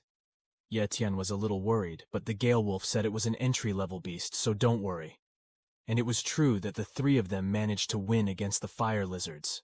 They even praised each other's strength. He said it was very easy and manageable. There were another 2 or 3 Fire Lizards arriving. Then a huge fireball appeared. Fireball to hit one person. Ye Tian quickly headed there and saved him. It was a fireball with the same fiery flare. It must be from the same beast as well. Ye Tian said that it wasn't over yet, and it should be enough for the appearance of 3 Fire Lizards, which were even bigger than before. Maybe it's at the middle level, and these 3 are already at the front of the pack. Captain Gale Wolf saw the danger, and he used a communication device and called the base for help, but got no response. They are currently being ignored. They didn't realize that she had been used by the big family. He was really mad. Not only did he take all of his members with him, they are now in danger. Captain Gale Wolf told them to flee as fast as possible while he would hold off the 3 monsters. The Baldy and the woman couldn't bear to leave their captain, but the shy man immediately ran for his life regardless of the wolf storm and left the scene. Captain Gale Wolf told Ye Tian to take the 2 brothers to escape. The other 2 also agreed because they couldn't possibly let Ye Tian, who had a bright future, end up here. Ye Tian said clearly that he would not run but advance. Ye Tian went forward while increasing his own aura. The Gale Wolf captain was shocked when he saw the aura emitted by Ye Tian. It was the aura of an elite warrior. All this time he hid his strength. Everyone who saw that looked in disbelief. The fireball was already heading towards Ye Tian. Ye Tian easily cut the fireball in half. He originally didn't want to show his true strength, but if he kept it hidden, the Gale Wolf team would perish. Actually, the Gale Wolf team with his powers could walk on his own, but decided to stay behind so his friends could run. If Ye Tian keeps hiding his strength, Ye Tian isn't human, then what is it? The difference between Ye Tian and the Mo family. Ye Tian continued to attack the 3 Fire Lizards. He used his speed to dodge the 2 fireballs, and he slashed to block them. Each team was already in front of the Fire Lizards. He used a dark shadow slash technique. Ye Tian managed to kill the 2 Fire Lizards. Seeing how Ye Tian's strength made Gale Wolf believe that Ye Tian was already on par with the higher-ups in Linhai Base. Meanwhile, at the place where that person had fled. Instead, he was surrounded by 3 wolves, and he called for help, but Captain Gale Wolf said, "Don't mind him." He wanted to survive, but instead ran away alone. After defeating the Fire Lizard, Ye Tian asked what the Gale Wolf team would do next, what he wants to follow or stop here. Gale Wolf decided to go with Ye Tian. A few moments later, the Gale Wolf group was in a safe place. They rest and tend to each other's wounds. The Gale Wolf captain thanked Ye Tian for bringing them to safety. Ye Tian said that he would go ahead and tell them to stay there or leave first. He didn't doubt his strength, but he was still worried about his own departure. But Ye Tian said not to worry, and just go first. Gale Wolf can only stop his 2 friends. Gale Wolf knew that if they followed the Ye Tian, they would only become a burden. He himself walked back to where the Fire Lizard was. Before meeting those powerful families, before Ye Tian encountered a more complicated situation, he had to test his healing ability first to confirm its strength. He continued on his way all the way to the Fire Lizard's lair. He felt a vibration in his leg. Ye Tian immediately jumped to avoid something that appeared, but he didn't have time and was hit by a monster. And he refocused. He advanced while dodging the attacks. Ye Tian has already seen the shape of the monster. It is a monster that has big horns. Also, Ye Tian found his frugal partner happy that he was able to get a worthy opponent. Just then the monster shoots a fireball. Ye Tian couldn't dodge and only received the fireball. The explosion could be seen by the Gale Wolf group from far away as they were worried about Ye Tian's condition there. Ye Tian was there, and still healthy. But his clothes had already turned to ashes. He was very happy that his enemy was the Fire Lizard King. Ye Tian wanted to play a more fun game instead. While enduring the powerful attacks of the Lizard King in his game, Ye Tian will bear the fire. Ye Tian wanted to know who would burn him to death first, or if Ye Tian would make him die of exhaustion. Ye Tian went straight ahead. Meanwhile, the Gale Wolf team is continuing to search for the source of the explosion. It has been going on for an hour. They didn't know what actually happened to Ye Tian. And back to Ye Tian, who apparently won the game. He managed to kill the Fire Lizard King, and with this he proved that his healing talent was strong. Although the talent is very strong, but it requires a lot of energy, and Ye Tian has it. He felt it fortunately. He defeated a mid-level beast. Ye Tian drank his blood to recover his energy. Seeing that the fight seems to be over, Ye Tian had already returned to his place. Ye Tian was confused as to why they were still here. Even though he thought they had returned, the Gale Wolf captain was the first to worry about Ye Tian. Once they waited for him and gave him a change of clothes. Baldy asks what to do with the carcass of the beast. The captain handed him over to Ye Tian because he was the one who managed to kill him. But Ye Tian said that the Gale Wolf group can take all the loot too. But the Gale Wolf captain said he had never seen that much loot before. Even if they weren't killed by wild beasts, they would probably die from exhaustion carrying the loot. Then Ye Tian said if they don't need to care about trash, they just need to take care of the Lizard King. Then the Gale Wolf captain was confused whether Ye Tian would not take him. Ye Tian said no, while going again. When asked where he went, he was about to go to the God Power Ants territory. He remembered Gale Wolf's words before he said this operation was the most difficult. Within the strength of the ant god that was in his nest, there were so many of them that even a great warrior like himself would not survive if he fought them. Each one has arrived there. He saw that the group had the most families led by the Moen chairman. And there was also the Lin family headed by Lin Mingji, and there was also an old man known as Elder Qing of Iron Fang Iron Base. Elder Qing felt Ye Tian's gaze and ordered his men to arrest that person. He was fearless because his goal was to join them. Ye Tian, who had been caught, was questioned by Elder Qing. Who's he? Ye Tian had explained his purpose here. He was also asked which family he came from. When he is alone, but in both families, no one knows. Ye Tian made Elder Qing confused. Who he really is. Ye Tian was already at the elite warrior level, but no one knew him. Just then came a man who saw an opportunity. He said Ye Tian was from the Lin family. Ye Tian said nothing after that was told to return to his team. Meanwhile, in a faraway place were Yue Ling and Xiao Yu observing Ye Tian, who was about to join the operations on the Lin family's side. With confidence say that. Ye Tian only belongs to the Martial Pavilion.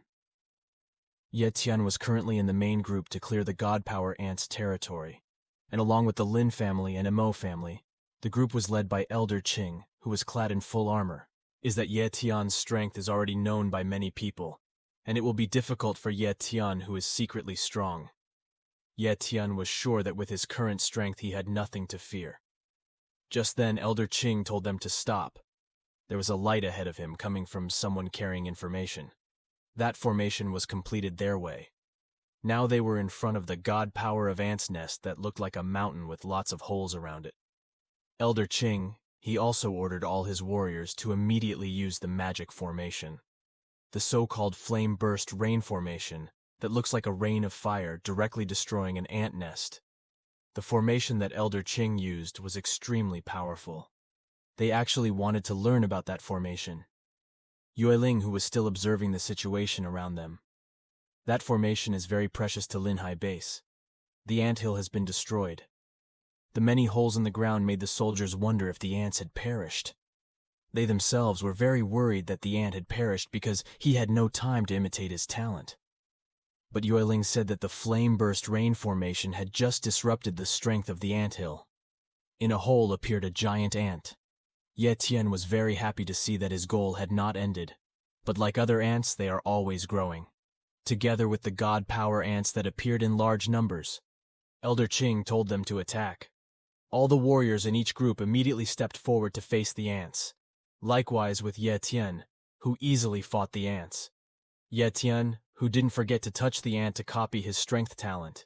Ye Tian also felt the aura of the power of a top-level talent, and he really wanted to copy it straight away. But seeing the situation, it was still a lot of ants, and the state of war made him desperate. Ye Tian had to find a safe place to copy the talent. He ran and came face to face with the two ants that were blocking him. With one sword he can easily handle both. Everyone there felt a tense aura. It was a top-tier beast aura, and of course it was enough that if one of the holes appeared an ant that was bigger than before and also had a different color, it was a top tier. The Godforce ant knew of the existence of the top-level beast that Elder Qing told about. His men immediately ran to save themselves, also with the Mo family who don't want to suffer a big loss. The Lin family who couldn't win naturally chose to withdraw from there. Everyone there withdrew, including Yue Ling, who had been watching Ye Tian. Yue Ling mattered not to worry him at all because he was sure that he had 10 warriors who could escape. He was confused about why they had to run. Even though they were many top-tier warriors, when he saw the great warriors who ran ahead of them, they were forced to flee and did not want to die. And who is he? Where exactly? There are those who are annoyed by the behavior of people who say they are great and great people, but they are cowards, and it was impossible to believe the strength of the top-tier ants had increased. Many of the existing soldiers were used as food. The golden ants exerted their aura, leaving the warriors stunned and unable to move. And in contrast to Ye Tian, who easily moves and even runs faster, Ye Tian knew that in that area there was a very strong air pressure. Ye Tian immediately left the area. Finally, he managed to get out of the area. Where there is air pressure, golden ants must be feeding inside. So this was a chance for Ye Tian to escape from that place. A few moments later, Ye Tian, who had come out and headed to the previous place. Ye Tian looked at the monster skeleton. The Gale Wolves have taken him. Ye Tian headed upstairs. He began to copy the top-level talent from the ant strength. He asked about the effect. Ye Tian didn't feel it. All he could feel was his strength flowing. In front of everyone who is big, only absolute power can fight against him. A while later, Ye Tian had finished copying the top-level strength talent, and it was time for him to go home. It was Ye Tian who had already entered his house. At this time, he already has the talent for strength and develops his strength so that his strength increases 10 times. Meanwhile, Ye Yu is very angry at her brother who likes to go around, and when he comes home, he will just sit and not move. Even when she's angry, she's ignored by her brother. Ye Yu walked into the kitchen. She cooked and put a lot of salt in her brother's food. The two of them were already in the dining room eating when they were about to start eating when the bell rang. Ye Tian immediately opened the door, and it was revealed that he was a Gale Wolf, carrying a large bag of loot from the previous operation. Ye Tian actually gave to the Gale Wolf group, but the Gale Wolf gave it because the one who defeated them was also Ye Tian. So even the captain of the Gale Wolf was there and joined him for the meal. He was very eager to eat it. Ye Tian didn't even eat because he wasn't hungry. Ye Yu was confused and asked the Gale Wolf if the food wasn't salty. Gale Wolf replied that it was too bland and should be salted. Ye Yu failed to avenge his brother. After eating, Ye Tian and Gale Wolf chatted in the living room. Ye Tian asked what happened outside and what was the plan for the cleanup since Ye Tian had not left the house for a few days, and he was not aware of the information circulating. Gale Wolf said that Iron Fang Base and Lin Hai Base suffered another heavy defeat of 50 elite warriors killed, including 3 great warriors who died before God Power Ants. And the location after the first invasion, there were other groups gathered, but they also failed to handle it. And the Iron Fang Base was very angry and said a Grand Master faced the power of a god in the nest. Ye Tian was surprised. He didn't expect that there was still a real Grand Master. Ye Tian got big news. He also asked if it was really equivalent to trading results, after which Gale Wolf said goodbye. He was escorted home by Ye Yu and Ye Tian came out. Just then, someone with an annoying face came. He introduces himself as the deacon of the Mo family. He was there to send a dinner invitation for Ye Tian. Ye Tian quickly rejected it. He didn't want to leave the house. Hearing the refusal, Deacon was angry. He gives threats to accept or he will regret it. Ye Tian's shoulder was touched by the Mo family's dog. He immediately knocked the person out. After being beaten, the deacon immediately ran away. Gale Wolf advised Ye Tian not to provoke the Mo family, because they are very bad people. But Ye Tian has no problem with that yet, especially now that he has the talent for strength. We'll see what happens to the deacon. He tore the invitation and was angry that he was going to take revenge. At the Mo family residence, there were two people at home waiting for something. Just then, the deacon who was in a hurry came. He begs Mo Kangsheng to hire an assassin for him. He was the head of the Mo family who was currently an elite warrior. At this time he asked, didn't he tell the deacon to invite people? And not to kill people? Deacon explains what really happened to him. He went there with the intention of inviting Ye Tian with all due respect, he revealed. But after hearing the Mo family's invitation, Ye Tian immediately sent him away. Dickens even said that Ye Tian beat him up and tore up the invitation, even if it was his own doing. Mo Kang-seng was angered by Ye Tian's arrogance. Elder Mo coughs. Mo Chang immediately gave Elder Mo medicine while the deacon rushed out of the place. Elder Mo was still in a weakened state after using his secret technique when he escaped from the divine power god of ants. Even though Mo Kang-seng said it would be better, Elder Mo already knows his own body. If he died, the Mo family would no longer have any great heirs. That's a big disaster. Elder Mo really wants to get Ye Tian attached to the Mo family as soon as possible. Since then, they couldn't invite him or arrest him. Mo Kang-seng said that Ye Tian was an ordinary person and not from a big family. After catching him, he wasn't sure if Ye Tian would want to work with the Mo family. In the elder's hand was a potion that he said was a potion that could erase memories. He said that to Elder Mo Kang-seng.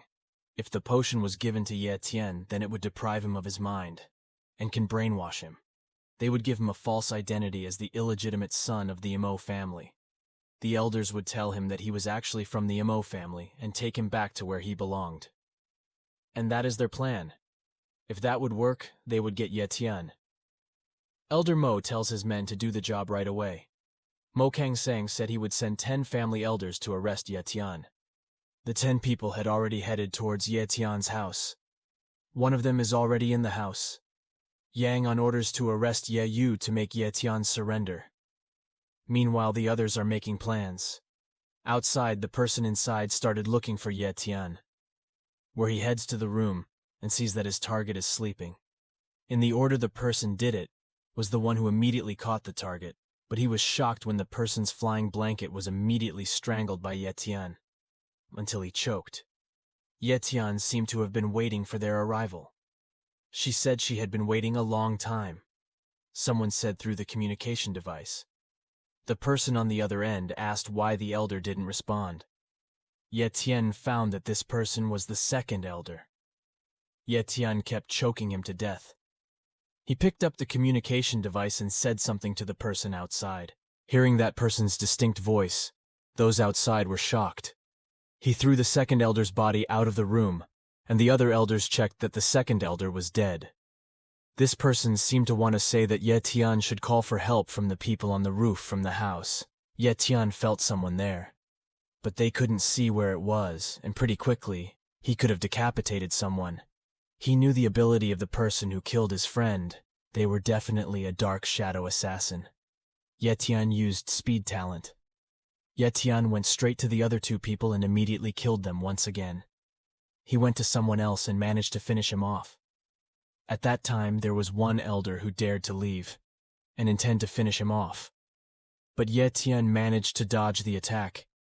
The elder couldn't keep up with Ye Tian's pace, and he can only run away, but he was killed with a shadow blade. Ye Tian continued his activities using the shadow sword technique. He killed swiftly, beheading the elders. Ye Tian could kill the other 3 people. Those people who see, they are confused about what actually happened. Ye Tian continued to go down the highway and found his prey there. There are 3 other people. One person orders 2 people to attack. Ye Tian, who had revealed his face, the 2 of them immediately left. Ye Tian empty-handed. He decided to use his own 2 fists, and of course with his talent he punched 2 elite warriors, and even Ye Tian made 2 of them bounce off. I don't know what happened to these 2 people, whether they die or not. Ye Tian went straight for one person who fell down in fright. He was sure that it was the moment. He was very surprised by Ye Tian's strength, which could easily beat his friends. Ye Tian went there and confirmed that he was Moen. Moen immediately took off his mask and persuaded Ye Tian to speak. However, Ye Tian came closer, and he said something. He wanted to tell her a secret. Mo Xiaobei's son, Ye Tian, killed him. Moen, who knows his life is at stake, is not angry with that. He even said that his son must be bothering Ye Tian. He also says that he has a lot of money, and if he wants it, it can be his as long as he doesn't kill Moen. Ye Tian prepared his strength talent, and then pulled Elder Moen's hair and apologized to him. He said he only wanted to kill his enemies, just in case there are no additional problems. Each of his hands slammed into Moen's head and he should have died. Ye Tian managed to finish it off, killing the people that Elder Mo Kang Seng had criminalized. Then Ye Tian took Moen's headscarf. He said that anyone who tries to harm the family must die. After beheading the 10 elders of the Mo family, Ye Tian went to the Mo family residence using his talent for speed. Ye Tian is headed somewhere. He went to the Mo residence. Elder Mo keeps coughing. He waited for his children who somehow had not returned. However, he was confident that if the 10 elders cooperated, then all of them would definitely return safely. It was then that Ye Tian's ancient sword appeared and slid into Elder Mo's room. He saw a sword and immediately jumped to avoid it. He escaped death. He was suddenly filled with emotion and asked who was troubling him. The sword got stuck in the ground and started to shake. He flew to the owner. Ye Tian also said to Elder Mo, if they send someone to kill him, but they still ask who he is. Isn't that a funny thing? Ye Tian appeared giving his best smile to mock their failed plan. He asked stupid questions. He even asked why Ye Tian was here, and where were the previous 10 great elders. Ye Tian said that he didn't have to worry, because soon he would meet them in hell. Ye Tian didn't want to stay there for too long. He immediately ran at full speed, pointing his sword at Mo Kang Seng, who had just been talking so much. Mo Kang Seng couldn't avoid it and immediately received a powerful slash. And it seemed that that slash had led him to meet the 10 elders of the Mo family in hell. Elder Mo approaches his son and is angry that his son has been killed. He even cried. He also used his secret technique. Ye Tian said he had seen Elder Mo's secret technique, the technique Elder Mo used to escape from the divine power god of ants. Elder Mo was very angry because Ye Yun killed his son. He unleashed all his power to avenge his son's death. His whole body was surrounded by electricity. Elder Mo's aura shocked Ye Tian. He advanced swiftly towards Ye Tian, who was still shocked by Elder Mo's speed. He couldn't respond to that speed, so he got punched in the face. Another punch already directed by Elder Mo caused Ye Tian to be pushed backwards and smashed against the wall. Ye Tian quickly regained his bearings. Elder Mo walked over to Ye Tian. He swore that he would kill Ye Tian here. He will turn Ye Tian into ashes. But that wasn't enough to get rid of his hatred for Ye Tian. He couldn't get rid of his anger. Hearing a loud noise from there made all the warriors in the Mo family prepare to protect Elder Mo. Ye Tian confidently, and with his overwhelming aura of strength, said that the Mo family were just a bunch of trash. He had already killed the head of their family. Elder Mo ordered his men to kill Ye Tian. Ye Tian charged forward to attack the warriors from the Mo family. He used the shadow kill skill. Elder Mo can't believe that Ye Tian has the fighting ability of a great warrior. He wanted to know how long Elder Mo's secret technique would last. Elder Mo can't stand Ye Tian messing up his life. He picked up a greatsword and 2 swords with full strength clashed. Meanwhile, there were 2 mysterious people wearing closed clothes. They watched the fight between the 2. There was one of them who did not expect that there would be a battle of 2 great people. The warrior-level people in the middle of that family were extraordinary. The bearded old man called him young master and asked if they should take a look. He said not to rush. Elder Ze. He opened his hood and assessed how the fight was going. Back again to Ye Tian, who is currently holding off Elder Mo's attacks. The attacks of the 2 bounced off. Elder Mo took the initiative by attacking Ye Tian, but his attack was easily parried by Ye Tian. Elder Mo was surprised that his powerful attack was blocked by Ye Tian. Ye Tian caught Elder Mo off guard and took the opportunity. A powerful slash that hit Elder Mo's body. But Elder Mo managed to hold on, but he also coughed up blood. He forced himself. Elder Mo used his greatsword to attack Ye Tian, who was still cowering from his powerful attack. Ye Tian quickly jumped back to dodge Elder Mo's extremely strong and extremely agile attack. Mo knew that if this fight continued, he would run out of steam, so planned to escape, as there was still some time before his secret moves ran out. Ye Tian provoked Elder Mo to continue attacking. Ye Tian continued to taunt Elder Mo with his best smile. Elder Mo took out a grenade and he smiled slightly as he threw a smoke grenade at the center. Ye Tian was shocked by what Elder Mo did. Did he know that Elder Mo would run away? Elder Mo had already rushed to escape while he was still able to use his secret technique. Ye Tian would not let him escape. Ye Tian used his talent for speed to catch up to Elder Mo.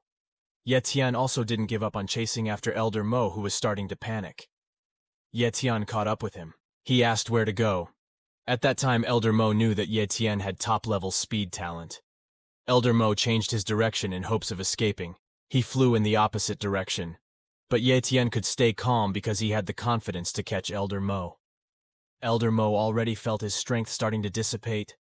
That meant his secret technique had run out, and he had fallen to the ground helpless. And his body returned to its original state. He was in pain everywhere, and was limping just to be able to stand. Ye Tian is coming. It's time to end all of this. He will unite the Mo family in hell. Feeling that his life was on the line, Elder Mo asked Ye Tian for forgiveness. He said he would give all his wealth to her. But Ye Tian didn't care. Ye Tian felt déjà vu after seeing this scene over and over again. Ye Tian jokingly said, "Okay, take it all out." Elder Mo listened to it happily. He immediately mustered up the rest of his strength, hoping to kill Ye Tian. He took something out of his hand. It was a red ball with lots of holes in it. Elder Mo smiled happily.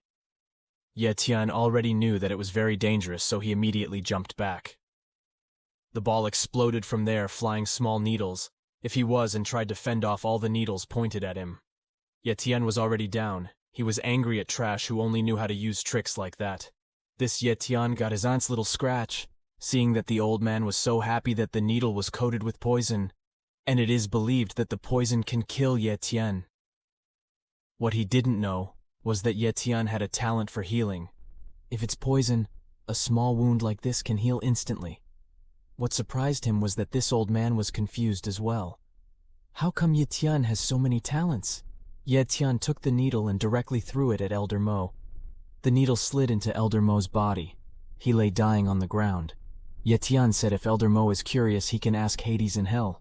Meanwhile, at Ye Tian's house, there is a Gale Wolf captain who complains where has Ye Tian gone, and he has to take care of Ye.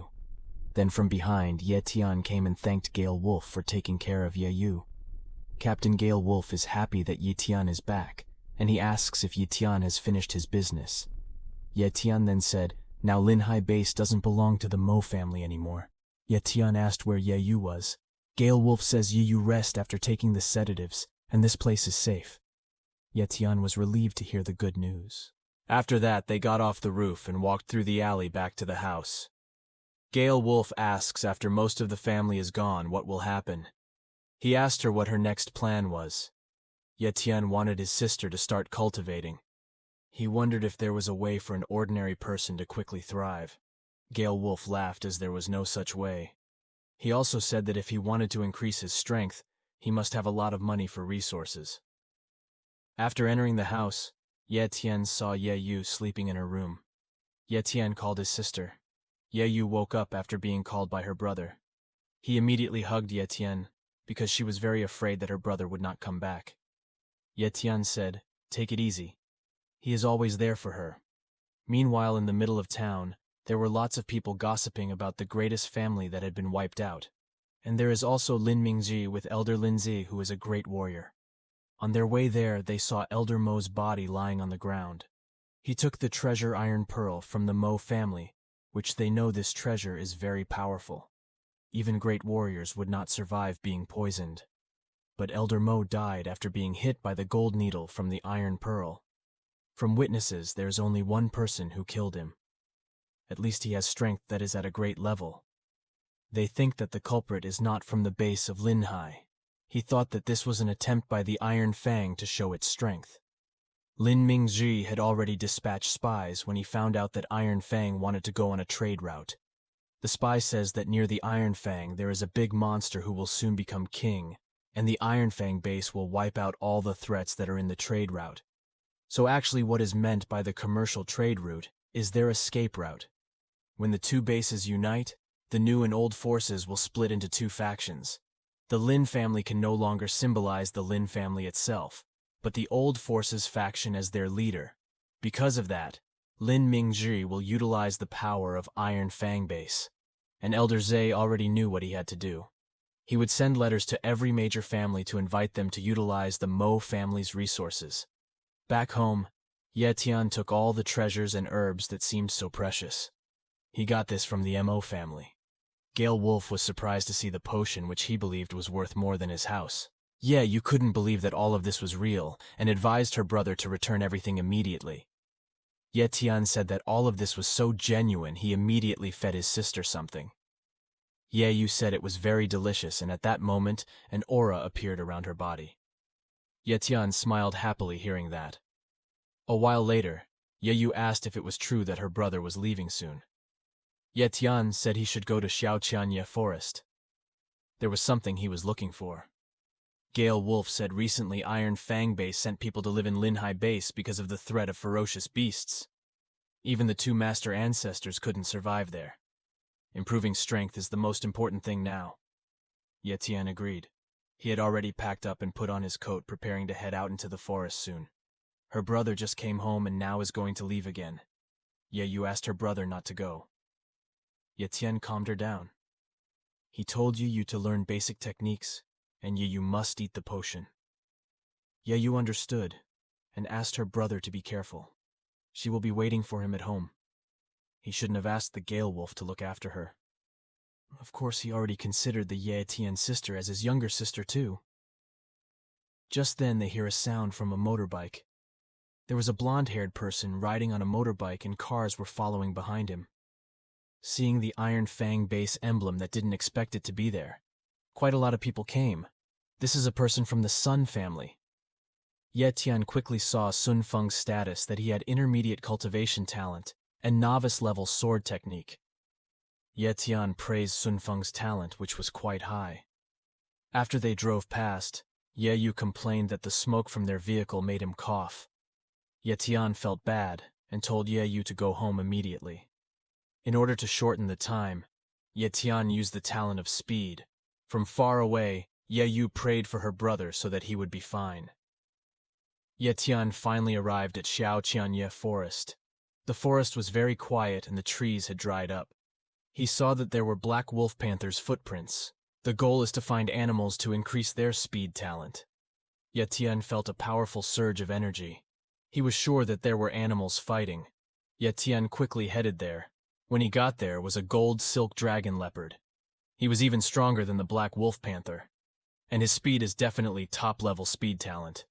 The gorilla should be a top-level animal. His fighting ability was on par with a peak great warrior. The two gold silk dragons were mid-level beasts.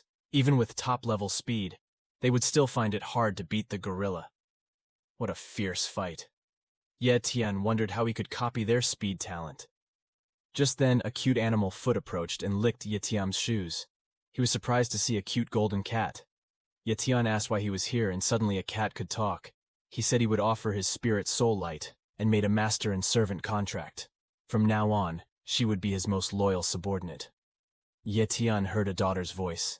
He asked her why she wanted to take him as her master, and she said Ye Tian had a speed-type aura, and it was a feeling each one was familiar with. And see the status of the cat. He has top-level talent, top-level speed, intermediate level of endurance, and entry-level recovery. Complete talent. Ye Tian hailed it as a divine beast. The cat begs to help its parents who are currently fighting the gorillas. Ye Tian understands. He stroked the head of the cat he now named Xiao Jin, and became his first pet. Xiao Jin thanked him after petting him his copied speed talent. And Ye Tian's speed talent was directly at the top level.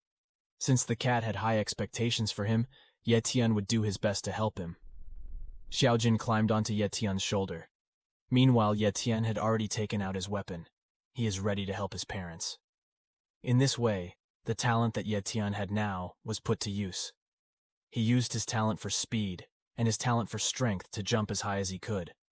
Each gorilla and planned to attack the correct gorilla weak point in his eyes. Ye Tian had already slashed at the gorilla's eye and succeeded. After Ye Tian got down from the ground, Xiao Jin's father and mother protected him. Ye Tian asked Xiao Jin to tell his mother that he is not the enemy. Xiao Jin tries to explain to his mother that Ye Tian is not an enemy. Smoothing things over him, he gave him a healing pill that could also heal Xiao Jin's mother. He smelled it and thought it was harmless and ate it right away. After that, his body healed. His father, who also knew about it, asked Ye Tian to give him healing pills. Xiao Jin thanks Ye Tian for healing his parents. Meanwhile, the gorilla who could no longer see chose to run away. Ye Tian didn't want to let the gorilla escape. Ye Tian already knew what the two of them wanted, and knew that there was no way that three people with talent for speed couldn't beat a top-class monster. Xiao Jin said that it was not three people, before including himself, who also learned to fight four beasts with a talent for speed. Once the gorilla ran away, and only it took a short time for them to catch up with it. The gorilla came to a halt, because Ye Tian didn't even know its speed level. The gorilla didn't do it. He wanted to remain silent. He wanted to catch them with his speed. Dan dodged and immediately kicked the gorilla in the chin. Only the gorilla feels helpless. Xiao Jin's parents attacked by biting him. Ye Tian was not to be outdone by his power talent. He gave a powerful punch to the gorilla's stomach. Despite the powerful attack, the gorilla was still able to stand up and attack him. Ye Tian was amazed by his endurance, and Xiao Jin looked ready to attack. Xiao Jin quickly advances and Xiao Jin smashes the gorilla head into one punch. Xiao Jin walks to Ye Tian and asks if they won. Ye Tian replied, "Yes, of course they won." Ye Tian really didn't expect to be able to fight with beasts. After that, Xiao Jin's mother seemed to fall down in pain. She doesn't know what happened. Maybe she miscarried. Ye Tian said the medicine could prevent miscarriage. When it was over, his mother was in pain and fell down. Ye Tian said that maybe his internal organs were injured during the fight. Just now, Xiao Jin approached him who was injured. Ye Tian took out the medicine. He had brought it and was going to give it to Xiao Jin's mother. Xiao Jin thanks Ye Tian because now his mother is getting better. Ye Tian was very happy to hear that. Just then, from behind the forest, many pairs of eyes appeared, targeting Ye Tian's group. What appeared was a group of black leopards. He says they are the ones who lured the gorilla here and attacked his family. Ye Tian understood that he was looking for the group of black jumpers approaching him. It looked like they wanted to replace Xiao Jin's father as the king of this forest area. He replied that it was true, sir. He was sorry, but he would not allow it. Ye Tian jumped up to kick their leader. He had defeated the leopard easily. The other leopards are scared. Ye Tian's hand suddenly lifted and lifted Xiao Jin and said that Xiao Jin was their king from now on. Xiao Jin was just confused. Then Ye Tian was invited by Xiao Jin and his parents to a place in the forest. Xiao Jin said that his mother wanted to give him a present. They reached the cave, and there was a spirit plant. His mother said the fruit would appear in 30 days, so Ye Tian had to wait. Ye Tian was curious about the plant, and also about the effect it would have, if he eats the fruit. But he had to wait another 30 days. After a while, Ye Tian shouted even louder. "The head is about to come out." Ye Tian kept screaming because Xiao Jin's mother was about to give birth to her sister, and finally her sister was born. Another jungle king was born. 1 month later, the spirit plant fruit appeared. The fruit is small red and smells very good and must be ripe. Ye Tian plucked the fruit and eat it, and afterwards, Ye Tian vomited and was in great pain after eating the fruit and immediately fainted. Xiao Jin panicked at the sight of his master fainting. Ye Tian was awake, but he still felt his head hurt and felt that he had one more mental spirit power. But only the strength that belongs to the great martial master.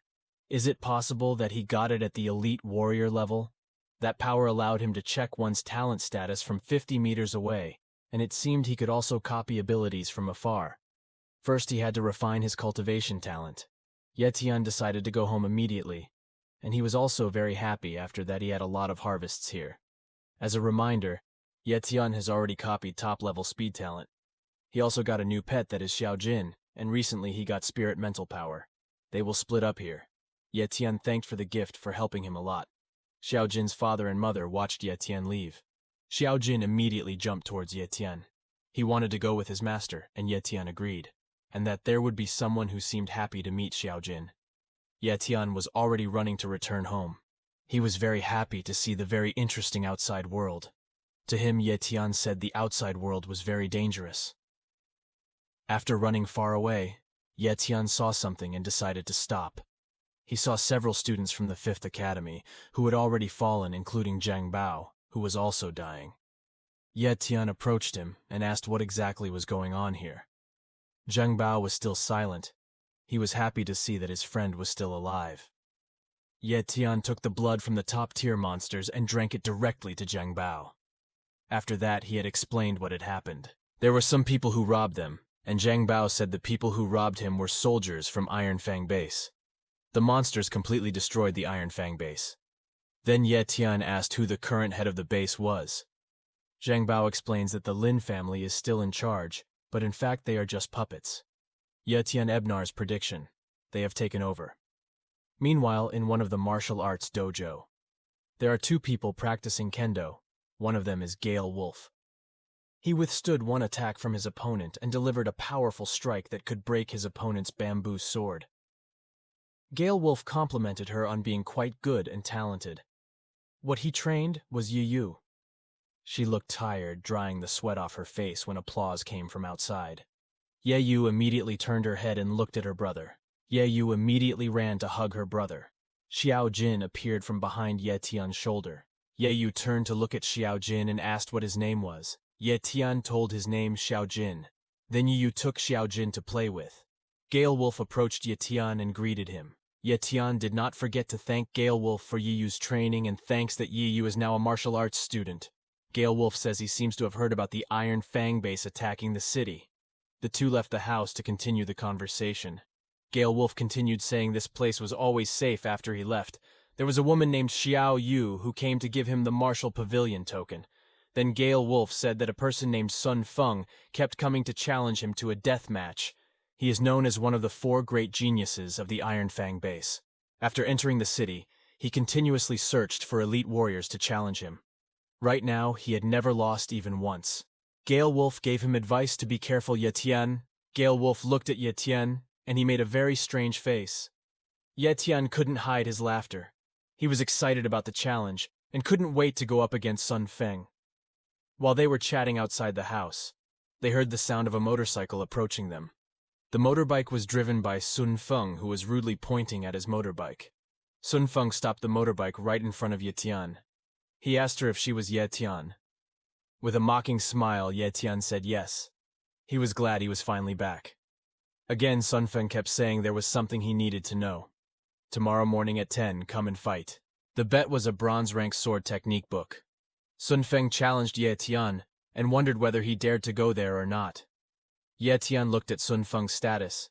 He has mid-level cultivation talent and has mid-level sword talent. Ye Tian also copied his talent in this way. Now he doesn't need to touch others. And he could view statuses and also copy other people's talents remotely. Ye Tian had already done that by now. He replied, of course. He will be there with a confident smile. Ye Tian was sure that he would not lose against Sun Feng.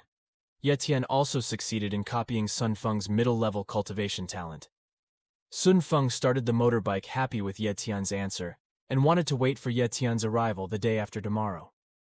Knowing that Ye Tian accepted the challenge, Gale Wolf said that Ye Tian was too careless. He said that Sun Feng had an unexpected battle. Gale Wolf didn't know Ye Tian's true ability, so he thought that he would definitely be defeated by Sun Feng.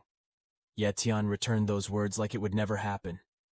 After that incident we see the night before the fight. Ye Tian was in his room looking at his current status. His cultivation level was medium.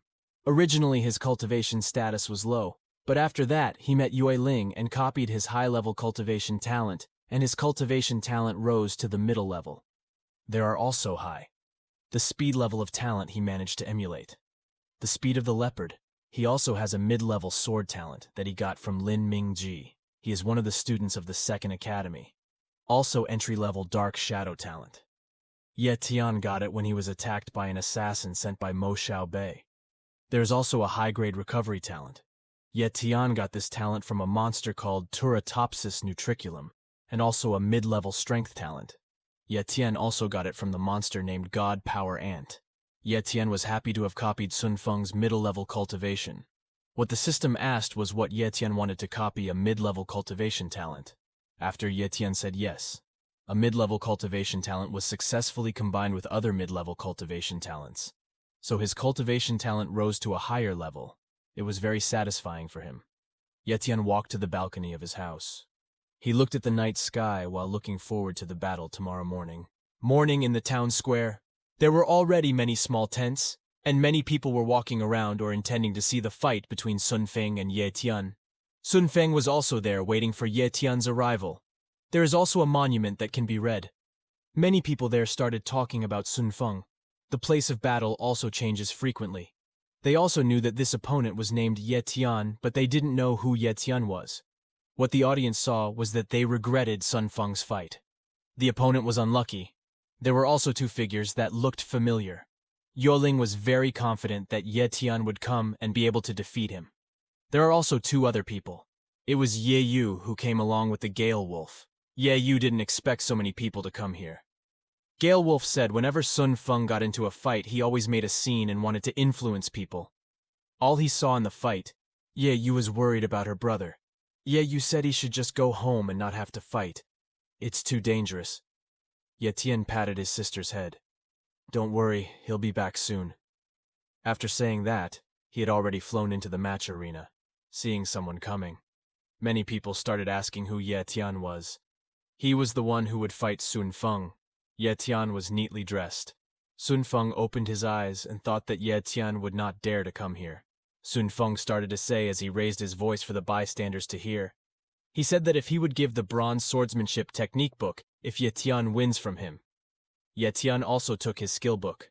Ye Tian said this is a long-distance bronze sword technique book. If from writing this technique, it is called Shadow Blaze. This sword book is very suitable as bedding material. Sun Feng picked up his sword. He's trying to act cool. Sun Feng was ridiculed by Ye Tian, and without a signal he started to fight back. Sun Feng had already started attacking Ye Tian. Ye Tian heard Ye Yu's screams telling him to be careful. Ye Tian only smiled slightly as he watched Sun Feng charge forward. Sun Feng started to close in with his sword. Ye Tian saw him with just a few every move he managed to avoid. Sun Feng was strong and quick to slash. With that speed, Ye Tian was able to dodge his attacks. Ye Tian didn't want to linger. He dealt a powerful punch right to Sun Feng's abdomen. That one punch made Sun Feng cough up blood and have cracked ribs. Sun Feng was pushed to the ground. Everyone who saw that was shocked. Just one punch of Feng was already on the ground. Ye Tian mocked him and asked who was the loser now. Sun Feng was still able to stand. Sun Feng praised the great Ye Tian and said he would start a serious fight. Sun Feng had already prepared a power-boosting stance in his hands. Sun Feng changed out to use a wind-slashing technique that generated a lot of wind. The ball in the center is lightning.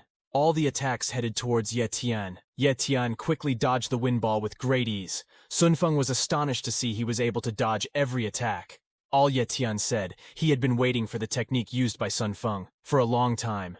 He asked what did Ye Tian mean not to fight back just to see his sword technique. He laughed. He didn't think of him as an opponent because he didn't deserve it. He just wanted to see his sword technique. Sun Feng was getting angrier. He didn't like Ye Tian belittling him. Sun Feng had already jumped high to strike at Ye Tian. The slash had already slipped, but the result he thought was successful. But Ye Tian blocked it. He had even broken his sword into two pieces with just a punch. After that, Ye Tian took Sun Feng's head. Ye Tian slammed his head on the ground. The ground was cracked. The audience was shocked to see Sun Feng, who had never lost before, was unconscious there. Ye Tian said this is very boring. Xiao Yu said that Ye Tian is very strong. Then Yue Ling said that Ye Tian will soon be part of the martial pavilion. Ye Tian would not be able to run. Ye Tian drew closer to the monument and lifted the wooden table there. He had already found the book at stake and took it straight away. After that, Ye Tian went back to his sister Ye Yu. He was very happy to see her brother who won against Sun Feng. She said that she wanted to be taught by Ye Tian and wanted to become stronger too. After that, they went home. There was also the Lin family watching. It was Lin Mingzi and Elder Lin Zhe. Both of them saw Ye Tian's victory. He said the Lin family lost because the monument was destroyed, like when he was able to crush Sun Feng's head. Elder Lin asked what they should do now. Lin Mingji said Elder Zhe needed to protect him for the next few days. He told Elder Zhe to secretly protect his younger brother Ye Tian, because he doesn't think the Sun family will let him go easily. After defeating the genius of the Iron Fang's base, where the Sun family comes from. Of course, the Sun Feng family lost. It was certain that his family would not accept it, and it seemed that in the future, Ye Tian would have to deal with the Sun family. In the previous story, Ye Tian defeated Sun Feng, who was a genius from Iron Fang. In that battle, Ye Tian got a skill book which can increase attack 6 times. Ye Tian was reading the book. From the explanation, he finally knew why Sun Feng's attack was so strong. It was because he used a wind skill that could increase his attack 6 times as fast. Ye Tian put the book on the table. He stood up and went to the window while looking at the status window. Ye Tian forgot that his copying talent had a cooldown for another 30 days before he could imitate someone else's talent, and currently the cooldown is still there. Previously he copied the mid-level cultivation talent, and now Ye Tian plans to copy Sun Feng's sword talent again, but he had to wait 30 days. Before he copied the talent that could be used in this way, Ye Tian's current talents were almost all at the top level, except for the sword talent, which is still in the intermediate stage. There is also a shadow talent at the middle level and a power talent. Once Ye Tian mastered Shadow Slash and Breeze Slash, he would be able to fight Grandmaster level cultivators who were 2 levels higher than him, and Ye Tian would become a true elite. Meanwhile, in another place, Ye Yu is practicing swordplay under the supervision of Gale Wolf. He was so excited to get stronger and fight beside his brother. Gale Wolf, in his mind, he knew the battle between Ye Tian and Sun Feng had indeed ended, but due to the nature of the major families, the Sun family would definitely come again for revenge. At that time, Gale Wolf thought of something. He called Ye Yu, then Ye Yu approached the Gale Wolf and gave him a necklace. He also told Ye Yu to keep it and use it and never take it off. Ye Yu was given the necklace, very happy because for her it was beautiful. By the way, this is the necklace of the Martial Pavilion crest. That Yue Ling specially gave it. If he had this, no one would dare disturb him. Gale Wolf didn't tell the function of the necklace, he just said, "Just think of it as a talisman and never take it off." Ye Yu is grateful for that and will take care of it. Meanwhile, there was a woman who seemed to be running somewhere. In the alley he passed, there was an old man pretending to pick up something from a trash can. This old man is the elder Linzi, who was ordered by Lin Mingji to take care of the Ye Tian family. A month later, it seems that Elder Lin is still watching the area around Ye Tian's house by pretending to be a janitor. Ye Tian was also walking around there, seeing Elder Lin, who kept watching the passing Ye Tian. Elder Lin, who was taking out the trash. Looks like Ye Tian used mental strength to test him. Elder Lin was very surprised when he found out. He was being tested with mental strength by Ye Tian. Elder Lin broke out in cold sweat.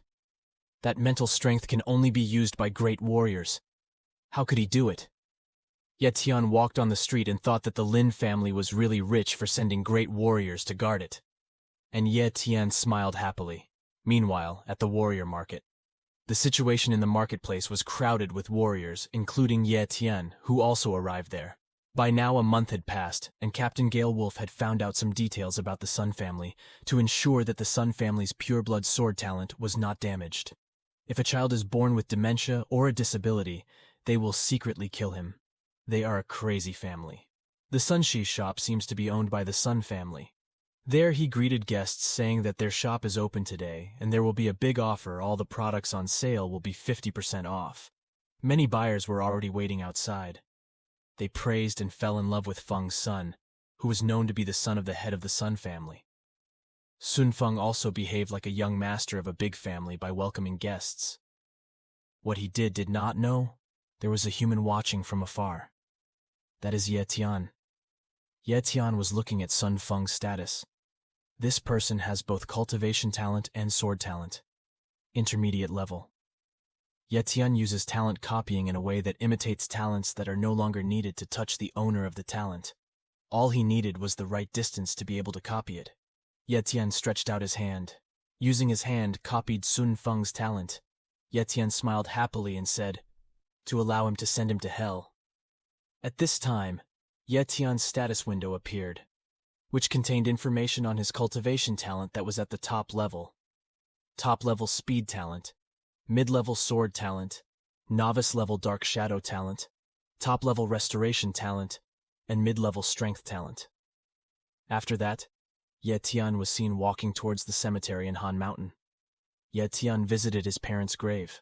Ye Tian put flowers for his parents. He also said that he would. Left Linhai base and took Ye Yu to another base and lived a better life. There Ye Tian also came to meet his parents before leaving, and also want to show progress. At this time there was someone at high speed approaching Ye Tian. That person had already arrived behind Ye Tian. The man with long black hair and black coat approached Ye Tian. Ye Tian quickly turned his head and drew his sword. Ye Tian had managed to withstand the attack from that person. This man praised Ye Tian, who had some skills. Young Ye Tian knew that this man was one of the dogs of the Sun family, and he had been waiting for him all day long. With quick reflexes, each hand dodged backwards. The man spoke if he killed Ye Tian afterwards. The fight there will be a lot of gossip. After that, he said that Ye Tian should thank him for letting him live for 1 month. Ye Tian said that he was too noisy. Ye Tian has already stepped forward. He countered attack after attack. After the onslaught, they countered and parried. Ye Tian could withstand every attack that came at him. The fight between the two brings to the front of his parents' grave, and Ye Tian saw the flowers that he gave to his parents flying. Ye Tian stepped back. In a moment, the man introduced himself as the master of Sun Feng. He already regarded Sun Feng as his son, and he was very angry when he found out his son was defeated by Ye Tian. So he wanted to kill Ye Tian. He was happy with Ye Tian, who was now in this cemetery, and this would be a good place for Ye Tian to die. Ye Tian didn't care what that person said. He just picked up a fallen flower. The boy kept on babbling. He said if Ye Tian knelt down and begged for mercy, he would be kind enough to break open his parents' tomb and would tie him up with his parents. Ye Tian had already returned the flowers to the front of his mother's and father's graves. He kept provoking him. He said that Ye Tian has a younger sister as well. He said again not to worry. He will do so and bring you together with them soon. Ye Tian clenched his fists and said that the man was looking for death. Ye Tian, who was already furious. Ye Tian used his talent of speed. The man was shocked to see Ye Tian disappear. Ye Tian had already landed a kick right on his stomach. Dai couldn't resist Ye Tian's attack. He grabbed the man's shirt and immediately threw it down. The man's body fell in the cemetery complex. There the man had been thrown looking helpless.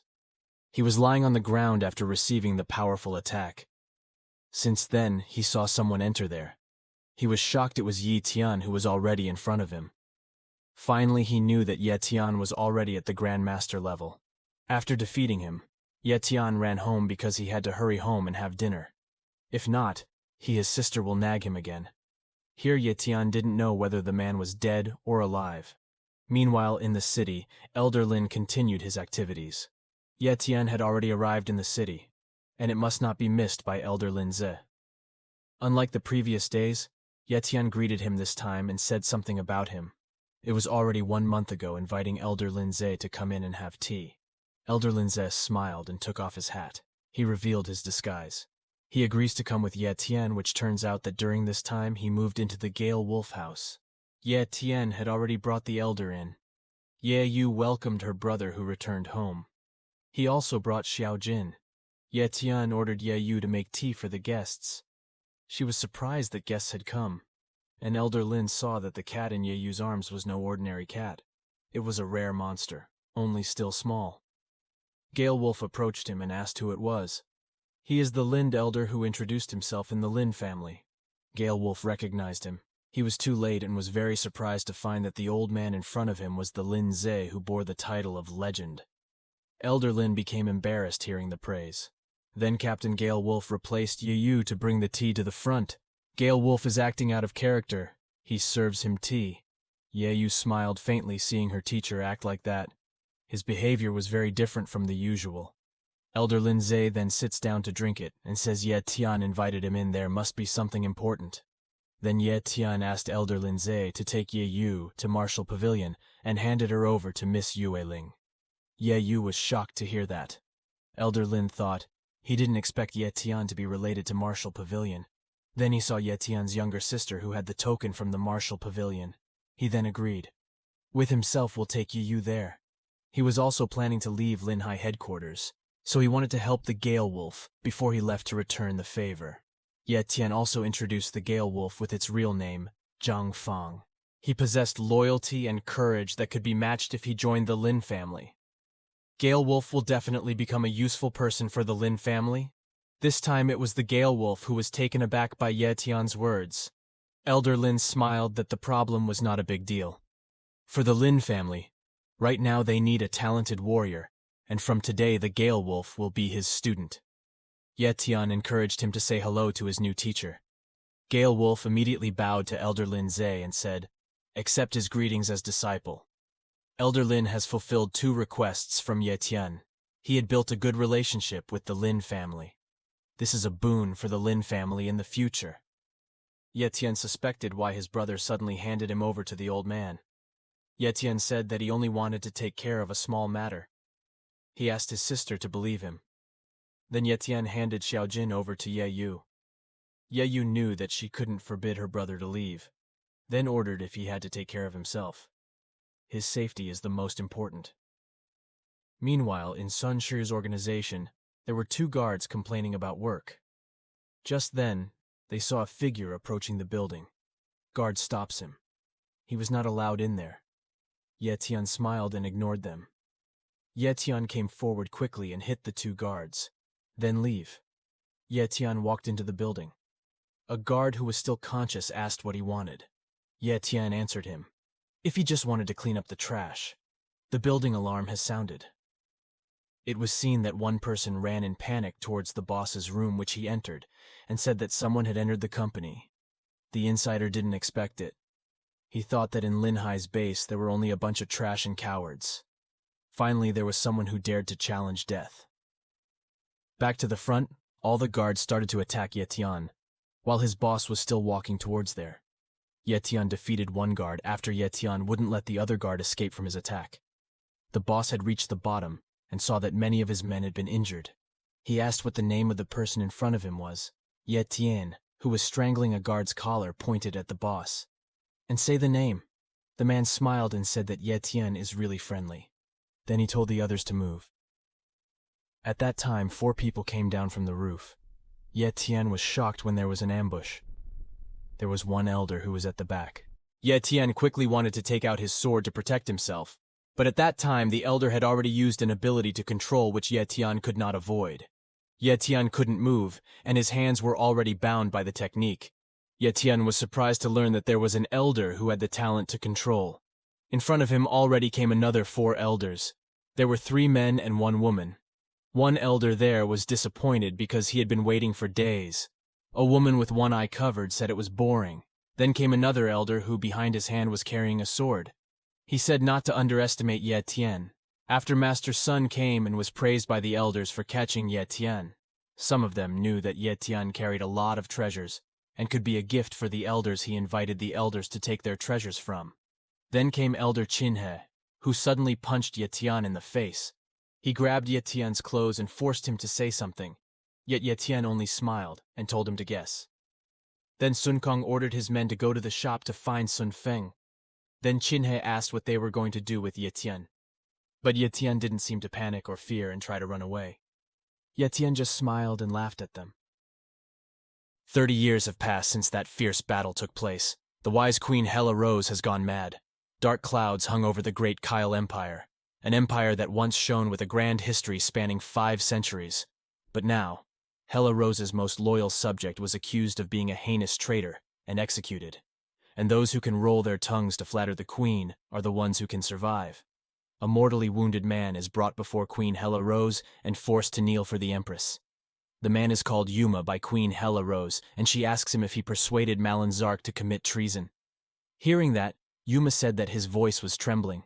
He said that he was just a mere eunuch. He has neither family nor power, unlike other aristocrats. He then asks Queen Hela Rose if she is afraid. Night Queen Hela Rose couldn't believe what she just said. Yuma was about to draw his sword, but he was stopped by Queen Hela Rose. Since there was nothing more he wanted to hear, he then ordered Yuma to be beheaded. As Yuma is about to face death, he takes out a berry. He thought that if he was going to die in the end, it couldn't hurt to try his luck. This fruit is a regression fruit. The fruit will take him back in time. The fruit was given to him by an old friend who warned him that he would die as soon as he ate it. When asked Yuma why he gave him poison, his friend laughed and said that he wanted to give Yuma a chance to see his genitals again. Left with no other choice, Yuma ate the berry. At that time, Yuma thought about why Queen Hela Rose, who was once smart and beautiful, had changed so much. She wonders what made him look so scary like this. After ingesting the berries, Yuma asked Queen Hela Rose to please take care of his health. Immediately after saying that, Yuma started coughing up blood. Queen Hela Rose was immediately surprised and looked worried. As he fell, Yuma thought he would come back soon and he died. But then, in the middle of the forest, Yuma opened his eyes and was startled. He woke up and saw the scenery around him. He realized that this was Parole, his homeland. He couldn't believe what was happening and looked at his reflection in a bucket of water nearby. He had now truly returned to 40 years ago. Yuma can clearly remember what happened 40 years ago like it was yesterday. As Yuma is walking through the forest, he sees his old friend's father, Mr. Haka. Yuma tells Mr. Haka that his son Malin beat the shop owner's fish, Cage. They went looking for Malin, and he was found relaxing on the beach. Yuma is happy to see his old friend Malin, whom he hasn't seen for a long time. Mr. Haka is the one who raised Yuma and Malin, because Yuma was an orphan. Yuma is happy to be back, but he knows this is not the time to be rejoicing. He knew the world would soon be engulfed in war, and everything he loved would be destroyed. But this time is different.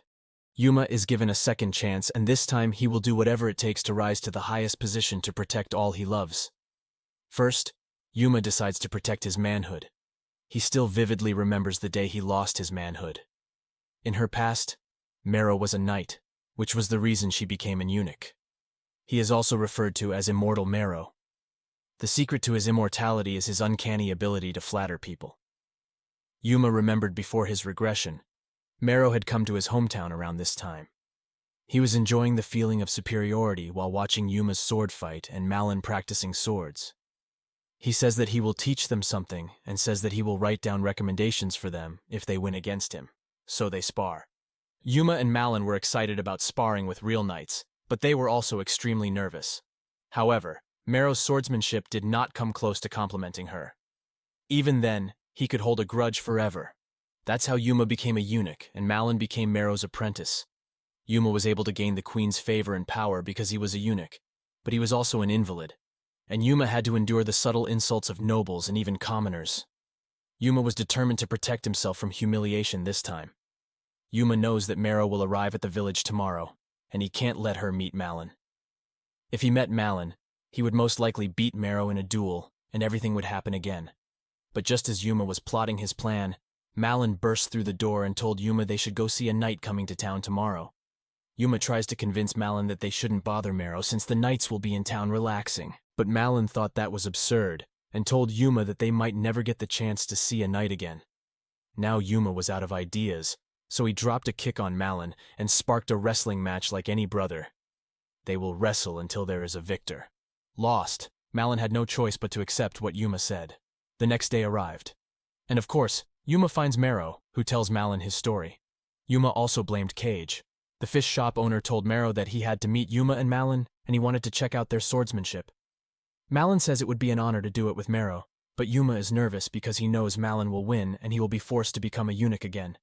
Yuma believes he really can beat Mero. The duel begins and Malin immediately drops the sword from Mero's hand, and Malin immediately knows that Mero's swordsmanship is not at the level of his mouth. Yuma then snapped at Malin and accused him of being a coward for attacking the knight when he was distracted by his screams. But Mero tells Yuma not to be so mean, and being cowardly can also be a method. Yuma felt lucky, because Mero was stupid. Mero went on to say that luck is a skill, being a coward is a skill, and petty tricks are a skill too, so now he is ready to show real skills as a compliment. Yuma was getting nervous because maybe Mero was faking last time and had some skills. Mero displayed her sword aura. Master Haka and Yuma don't believe he's a knight. Yuma then decided to clap and say it was because. Mr. Haka then offers Mero rescue by asking him out for a beer. Mero accepts the offer and heads to town with Mr. Haka. As soon as they left, Yuma and Malin burst into laughter. They couldn't forget Mero's terrible swordsmanship, and they decided to rest in an open field. Yuma was feeling good now that his life was taking a different path so soon. He was sure he would be able to protect more than he would from now on. Mero was satisfied drinking the beer, but he felt something was missing. Then a woman brought the food that Mero ordered. Mero's face also looks lewd. After a while of resting, Yuma and Malin head into town to check on Mero, but Yuma senses something is off. Just as Yuma felt something was off, he looked into the tavern and saw Mero the knight flirting with Maria the maid. Maria tried to object by saying she was busy, but Mero said the shop was empty. This left Maria with no choice but to stay in Mero's presence. This angers Yuma and Malin as they do not appreciate what Mero did to Maria. Mero placed his hand on Maria's back as Mr. Hakka shyly lowered his head. Tears streamed down Maria's face and Malin couldn't take it anymore. Malin breaks into the tavern and destroys Mero's plans. Malin can't believe his father didn't do anything when Maria was sexually assaulted. But Mero annoyingly tells Mr. Hakka that he needs to discipline his son for being so rude. Now Malin was ready to fight, this time for real, and Mero laughed it off. Mero told Malin that he had a chance to pull something off when they dueled before. But he failed, and it was the final straw for Yuma. Yuma took out his sword and showed off his sword, Aura, at Mero. Mero is intimidated and tries to save himself by telling Yuma that he will be beheaded for attacking a knight. The threats are unsuccessful, and Yuma attacks Mero. Mero was sure his intestines would be crushed by being hit by the sword's aura sheath. But Mero didn't know that Yuma dispelled the aura before hitting him. Now that Mero was taken care of and not bothering Maria, Yuma told Maria to go report to the Lord. If he told God that he was sexually abused by Mero, he would protect him. Now Yuma decides to punish Mero again. Mero is badly beaten, and Mero threatens to tell the guards, but Yuma stands his ground. He was sure that they would be overjoyed that a knight was beaten by a commoner. Yuma knew they were already unhappy that normal knights couldn't knight for the nobles, so they might as well use this as their chance to chase them away. Yuma also believes he will be released if anything happens because he can already use the aura of the sword, and they welcome the commoners with talent. Yuma tells Mero he is nothing and sends him away. Malin was proud of Yuma for sending Mero and thought it was cool. But Mr. Hakka has a different idea and hits his head. He thinks Yuma should hold back. Yuma admits that Mr. Hakka was right. If things go wrong, they will all be in danger, including Maria. Master Hakka suggests they all leave town, but Yuma has a plan in mind. But they had to separate temporarily. Yuma tells Master Hakka that he should go to the Lord and get his help. If he was with Maria, they would both be safe. Yuma told them that he was going to the capital because he knew someone who could handle this situation. Master Hakka apologizes to Yuma for putting him in this situation and gives him his sword. Yuma finally arrived at Hale's castle. He was very happy to see her. He has worked there for 40 years. He was even more excited because he saw it when he was not an eunuch. Yuma believes Queen Hela Rose is there too. Now Yuma flashed back to when Hela Rose showed him a secret passage to the castle. She showed him if he ever needed to escape from the palace. The secret button is in the same place. The passage opened and Yuma crawled right into it. He found crawling tiring, but it was all because he wanted to see the young empress one more time. Yuma had finally made it out and was on high ground. He knew Hela Rose loved taking walks in the park, so he would be able to see her from a high place. But when he looked out over the garden, he was caught off guard by someone creeping up behind him and pointing their swords at Yuma's neck. The figure asked who he was. The man's voice sounded familiar to Yuma. It was Barris, the royal guard knight. And out of the forest came a veiled woman. It was the first daughter of Zishka Rose. At this moment, Yuma felt he made a mistake. He had just entered the castle without permission in front of the first princess and the imperial guard knights. He didn't understand why they were here near the sewage treatment plant. Yuma then started to introduce himself and told them that he was there to take care of something within the castle. The first princess was not fooled as Yuma entered through the rear mountains and not the front gate. Yuma thinks fast and explains he is there because a magic attack killed his parents when he was 7 years old. He should also have died that day, but a magician appeared and saved his village. Yuma comes to the castle to find the witch, and Zishka asks what the witch's name is, and Yuma replies her name is Adeline Woods. The first princess accepts Yuma's story and goes to the forest with Barris. But Yuma once again felt that something strange was happening.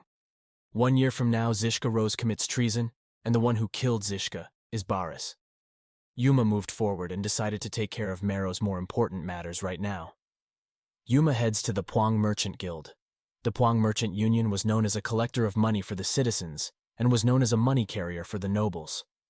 The main source of income for the Puang appears to be expensive furniture and different valuables, but the magic stone imported from Helga Kingdom and Hayes Nation is the true source. From his earnings within a few years, the Puang would develop a way to make his magic stones. Yuma finally arrived at the Puang Merchant Guild. After being threatened, Yuma's guards were finally allowed to meet the Puang. Soon Yuma offered his deal to the Puang. Yuma offers to teach Puang how to make magic stones. He hands over the contract to the Puang, and he agrees to be a test subject for witches. If he broke the contract, he would become a subject for the magicians. When asked what Yuma wants, Yuma reveals the fact that Yuma almost killed Mero. Yuma starts to tell Puang the plan he wants. He instructs her to go to the gambling area operated by the Fabian family and look for the gambling addict, Noble Knight Haven Woods. Puang meets with Haven and asks if he heard about Mero being almost killed by a civilian. Haven says he hates hearing his name, but he claims to know about the situation. The Puang tells Haven that the civilian is his nephew and offers him the golden armor if he can ensure no more talk of the matter. Haven assures Puang that he has nothing to worry about.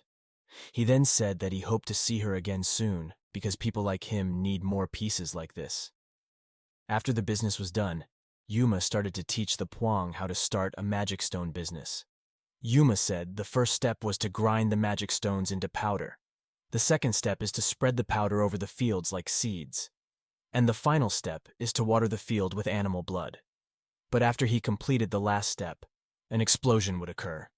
Yuma tells Puang that to prevent the explosion he needs an archmage to protect the field, and Yuma knows the right person. Puang needs to meet with Carl Fabian. Yuma tells the Puang that when he meets Carl, he should tell him that he doesn't need anyone who only cares about the family lineage. When he received this message from the Puang, Carl found this amusing and burst out laughing. After laughing out loud, Carl agrees to help Puang with whatever he needs. All the pieces started to come together, and Yuma knew the perfect place to raise the magic stone field. The Matan Kingdom would fit in, and Yuma thought he would borrow land through the Black Wolves and have them protect his land. Kingdom of Matan. The only kingdom that has survived attacks from the Empire, even though it has been done many times. It was because the largest army in the world, the Black Wolves, resided there. They are aggressive towards outsiders and hate the Empire. Yuma says since they hate the Empire, it will be difficult for the Empire to enter and find out about their magic stone field. Puang is nervous he will die before he can even get married. Yuma and Carl make sure her Puang is safe with their protection. They arrived at the Black Wolf base, but they were confused that no one was there until someone crept up on Yuma. That person was Malin. Malin made them raise their hands and turn around. Malin jokes and embraces his old friend. Malin was there because Yuma told him to go to the Black Wolf when they split up after the Mero situation. Malin asked why they were there. Yuma tells him that they have a request for Commander Hugo. As usual, Malin challenges Yuma to a duel and agrees to help only if Yuma defeats him. They battled, and Malin started to get the best of Yuma. But Yuma fought back, and they both put up a great fight. But this time things were different and Malin beat Yuma. Yuma accepts defeat, and Malin still agrees to help. Malin guides Yuma, Puang, and Carl to where Hugo and Malin warn them to stay strong, as they might pee their pants when they see him. Hugo, who was inside, said it seemed interesting things had been happening lately. Hugo was an ogre slayer. He's the only person in history to defeat an ogre. But Yuma remembers that before the Demon Dragon War, members of the Black Wolves betrayed Hugo and killed him. Yuma believes if Hugo had been alive during the war, there would have been far fewer casualties. Hugo did not believe that ordinary citizens and nobles from the Empire could become friends. To appease Hugo, Yuma tells Hugo that this is not the Empire, and he heard that lonely people don't like jokes. Hugo appreciated Yuma's guts for trying to crack a joke and asked why they were there. Yuma tells Hugo that he wants to take risks and make a farm within Matan. War, and he is the only reason behind the huge number of Myrics. Hugo agreed to Yuma's terms without negotiation, and Yuma and company left the meeting with Hugo. Yuma felt finished, but before they left, Yuma had to get his payback from Malin. They started to duel, but suddenly a spear flew and grazed Yuma's cheek. Yuma looked to see that the man who threw him was Cargo, the man who betrayed Hugo. Cargo asks if he can have a match with Yuma. Yuma accepts, and they begin to duel. Yuma acknowledges the Cargo's strength, but believes he is no stronger than Hugo. Yuma was confused, not understanding how Cargo could kill Hugo. As Yuma leaves, he tells his friend Malin to be careful with Cargo. Malin said Cargo seemed like a nice person, but Yuma said to just listen to him. On his return, Yuma tells Phuong that he forgot to tell him about another promise he made with Hugo. Hugo wanted them to bring him a bride. Phuong was very surprised and thought it was strange, because he knew it would not be easy. Yuma tells the Phuong that he is the one who will be in Hugo's arms if they don't find him soon. Finally, they distributed leaflets, which were posted on the town's message boards. The Phuong has advertised to find a lucky woman for Ogre Slayer Hugo. The next day they audition volunteers for their potential to be Hugo's wife. But the Phuong isn't sure why most of the volunteers are from small families. Yuma knows it's because the women from these small families are trying to restore their honor. The Phuong cries and reveals to Yuma that his guild might fall if they can't harvest the magic stones in less than a year. The costs have increased, and he is out of money. Yuma knows this is a real problem, and he needs a noble who can help him. The next volunteer comes in, and her name is Cindy Mew. For her audition, she makes a request. She wants to be their secretary instead. Cindy works in a gambling ring run by the Fabian family, and Sherelle reveals most of her family's secrets to her. Now he knows so much about the Sherelle family that he wants him dead. So Cindy offers to provide any information about Sherelle and her family as long as Yuma and Phuong agree to protect her. Before the Phuong can refuse, Yuma quickly accepts. The Phuong is surprised by Yuma making this decision without consulting him. But Yuma knows the truth about him.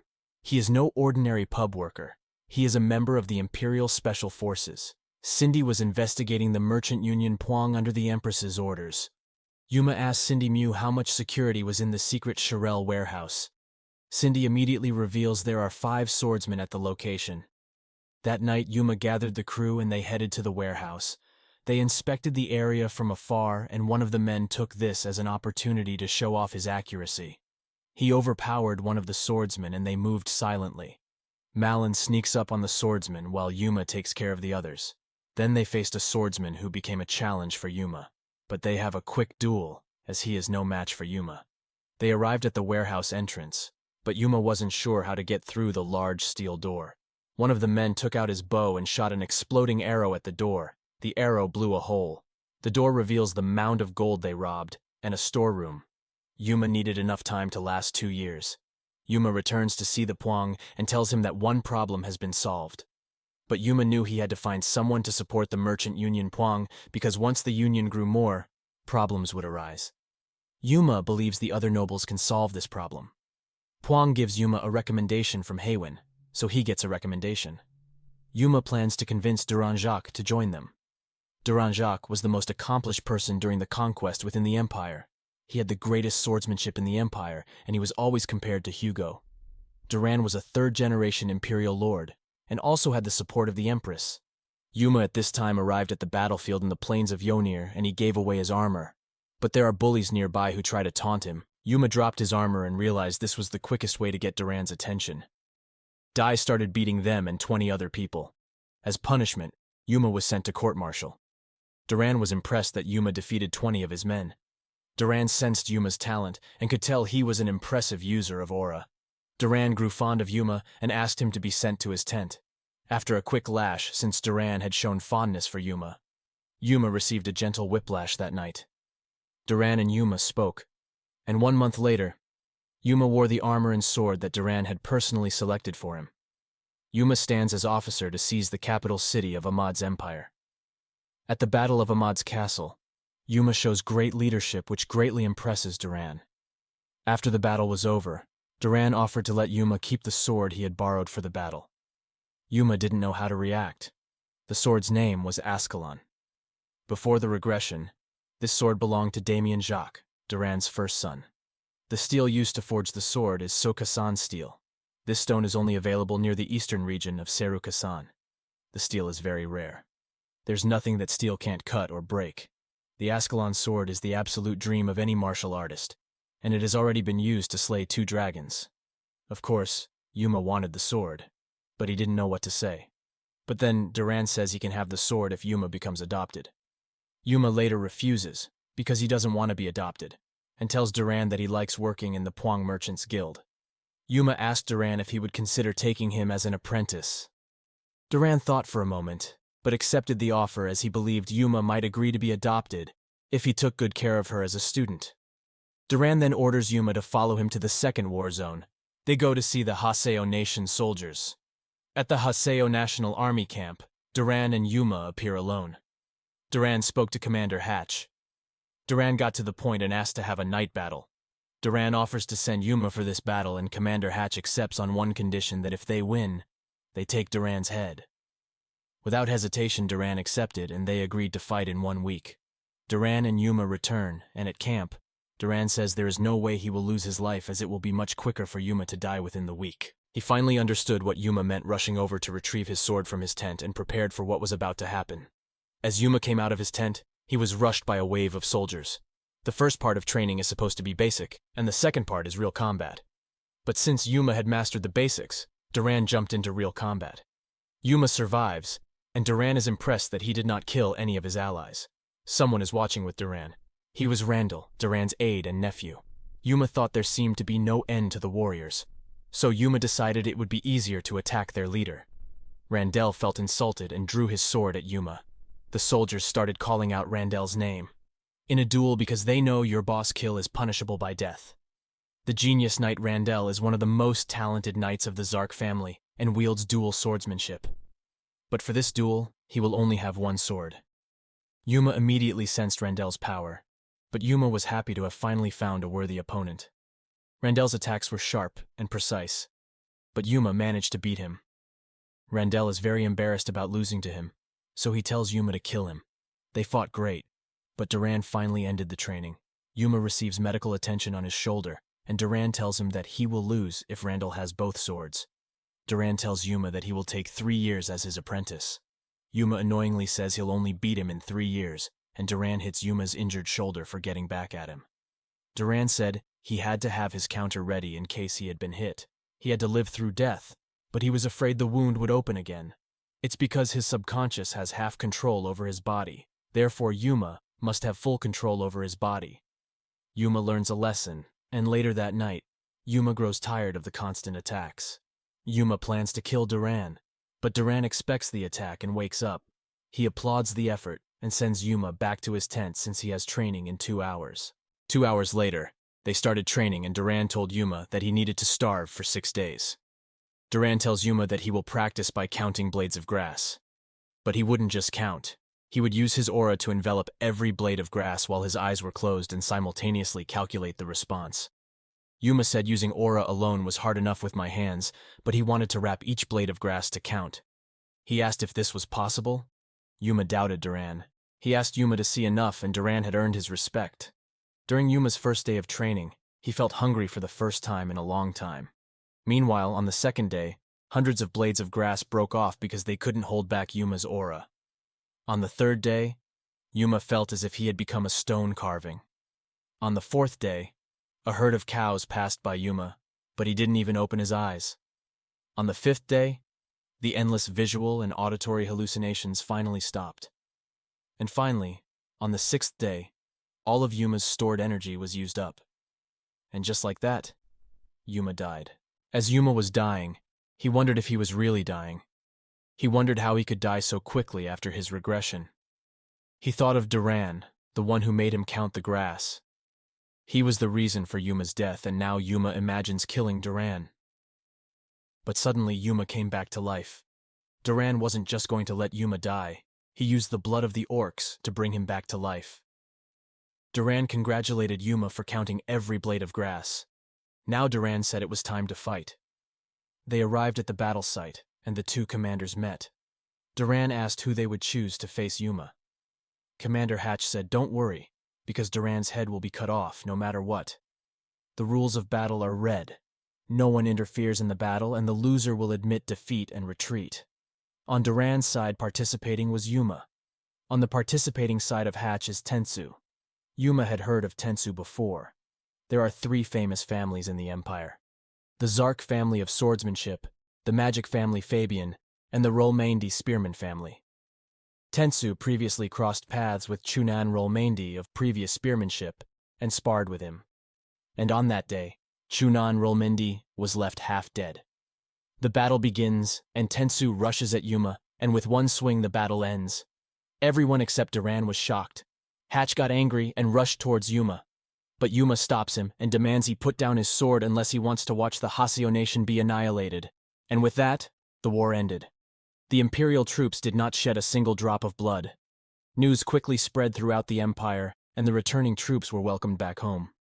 The empress complimented Duran, and at that moment, Yuma was by Duran's side. Later that night, a banquet takes place at the palace, and Yuma feels right at home. Yuma was approached by a woman, and Yuma could not believe his eyes. It is Hella Rose.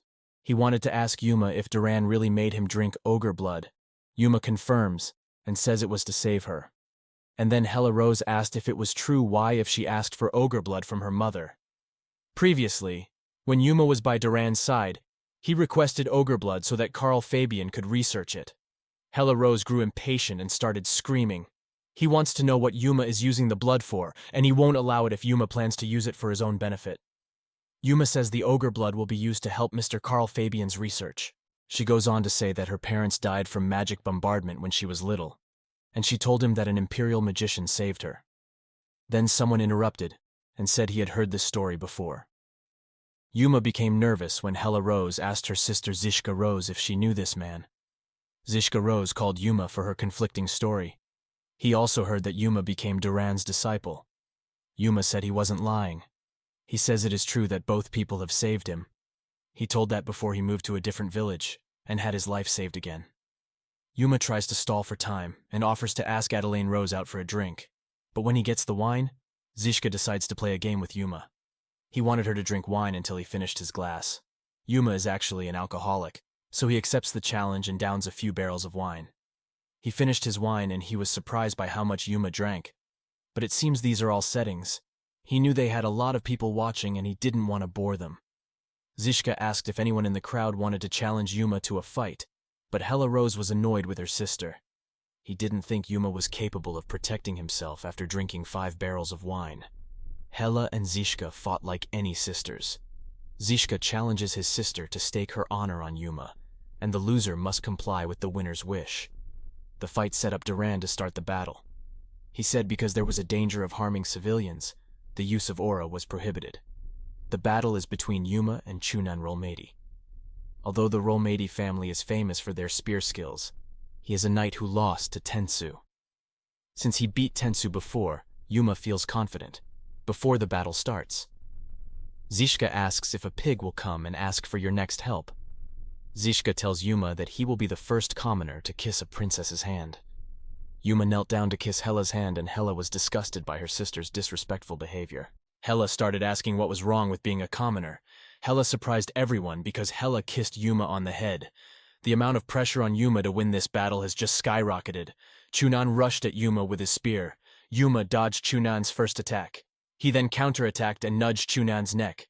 Yuma mounts another attack, but something goes wrong. Yuma's sword broke, and by now he must have known something was wrong. Chunan then attacks and destroys Yuma's sword. Yuma notices one of the maids broke his sword. Hella Rose is nervous that Yuma is now fighting without a sword. Chunan tried to take advantage of the situation and tried to attack Yuma, but Yuma threw an aura-powered punch and landed on Chunan's jaw. Yuma knew he messed up using his aura. Zishka accuses Yuma of cheating. Hella Rose claims that she saw no use for aura. Hella then turned to Duran and asked him if he saw the use of aura. Duran says he didn't see aura use, but he did see someone tampering with Yuma's sword. Zishka was angry because he saw the use of aura with his own 2 eyes. Zishka cried to his mother and wanted her to admit that Yuma used aura. But the queen was disgusted by her daughter's behavior and ordered her to sleep in the maid's quarters tonight. Zishka laughed and said she was no longer a child who had to follow her authority. Queen had enough and slapped her child in front of everyone. They couldn't believe it and no one knew what to do. Yuma feels obligated to do something, so he admits to using aura, but he only does so because someone tampered with his sword. Barris jumps in and tries to discipline Yuma for disturbing Her Majesty, but the queen is really tired of this nonsense and orders everyone to move on and continue the festivities later that night. Barris reported the proceedings to the Empress' husband, Grand Duke Winston. Winston asked about Zishka, and Barris reported that everything was going according to plan. Winston laughs and says he will be frustrated with how things are going, as the promised stay is approaching. One morning again, the Puang Merchant Union Puang panicked, because the Haseo country and the Helga Kingdom had cut ties with them. This seems like a punishment for killing Tensu. Yuma tells Puang to get ready to go to Haseo's country because he wants revenge.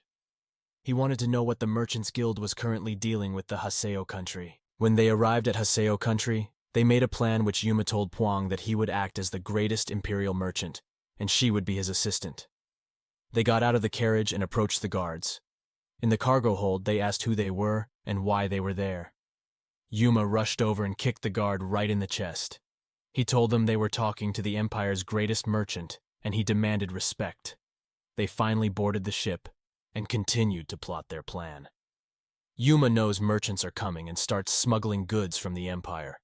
All they had to do was threaten those merchants and find out who was behind them all. What Yuma needs is for the Puang to act arrogant. He wanted him to act like he really is the greatest merchant in the Empire, and he gave him a fake name for Puang. His fake name is Cornadine, and Yuma is Bamel. Yuma and Puang don't want to be recognized, so they disguise themselves as the first visitors. They arrived and Yuma opened the door. The first is the shopkeeper, Omir. He wants to do business, but Puang starts acting too arrogant. Puang tells Omir that he is ugly.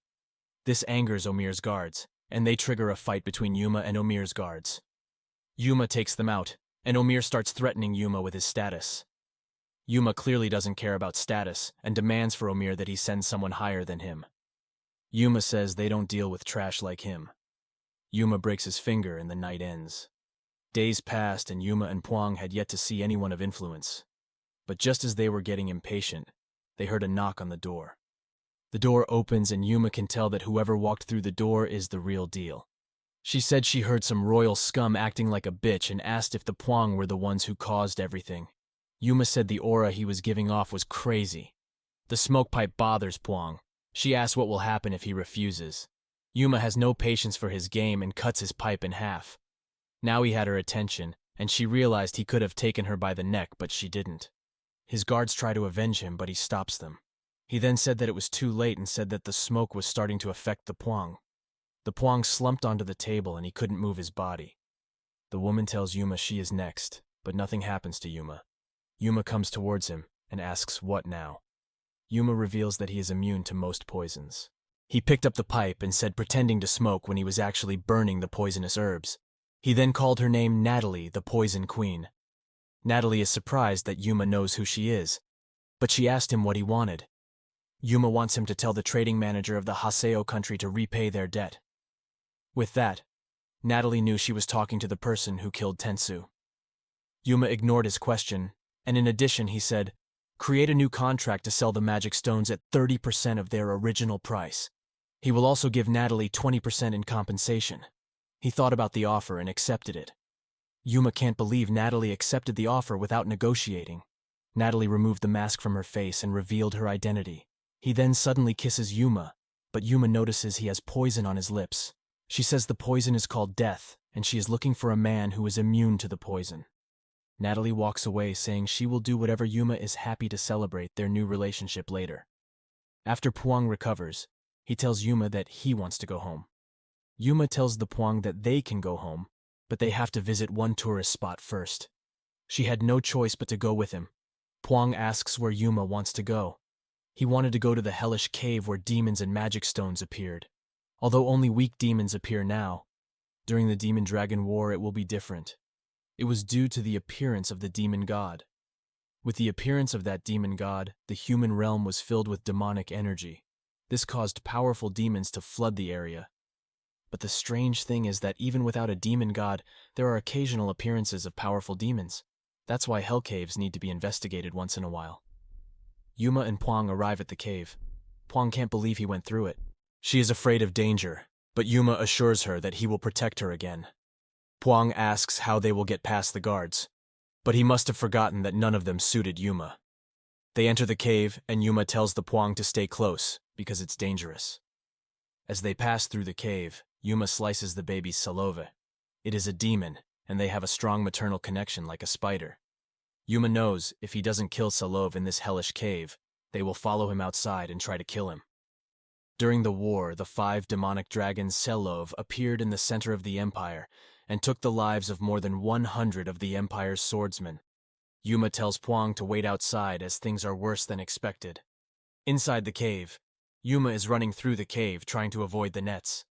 But just as he thought the coast was clear, he was impaled in the chest. Yuma had been hit, but Yuma tore his jacket and he was fine since he was wearing armor. Yuma looked up, and he saw they had surrounded him. Yuma prepared to fight, but he couldn't move the web holding Yuma's legs.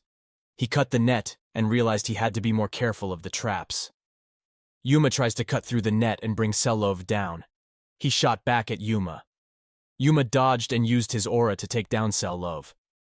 Yuma tries for the final attack, but Selov uses his demon eyes to defend himself. Yuma flashes back to important moments in his life, and Yuma gets emotional. Yuma vowed to protect things. Selov then took a big attack, and it didn't look like Yuma would be able to dodge it. From these thoughts of Yuma, he remembered the advanced technique of aura manipulation.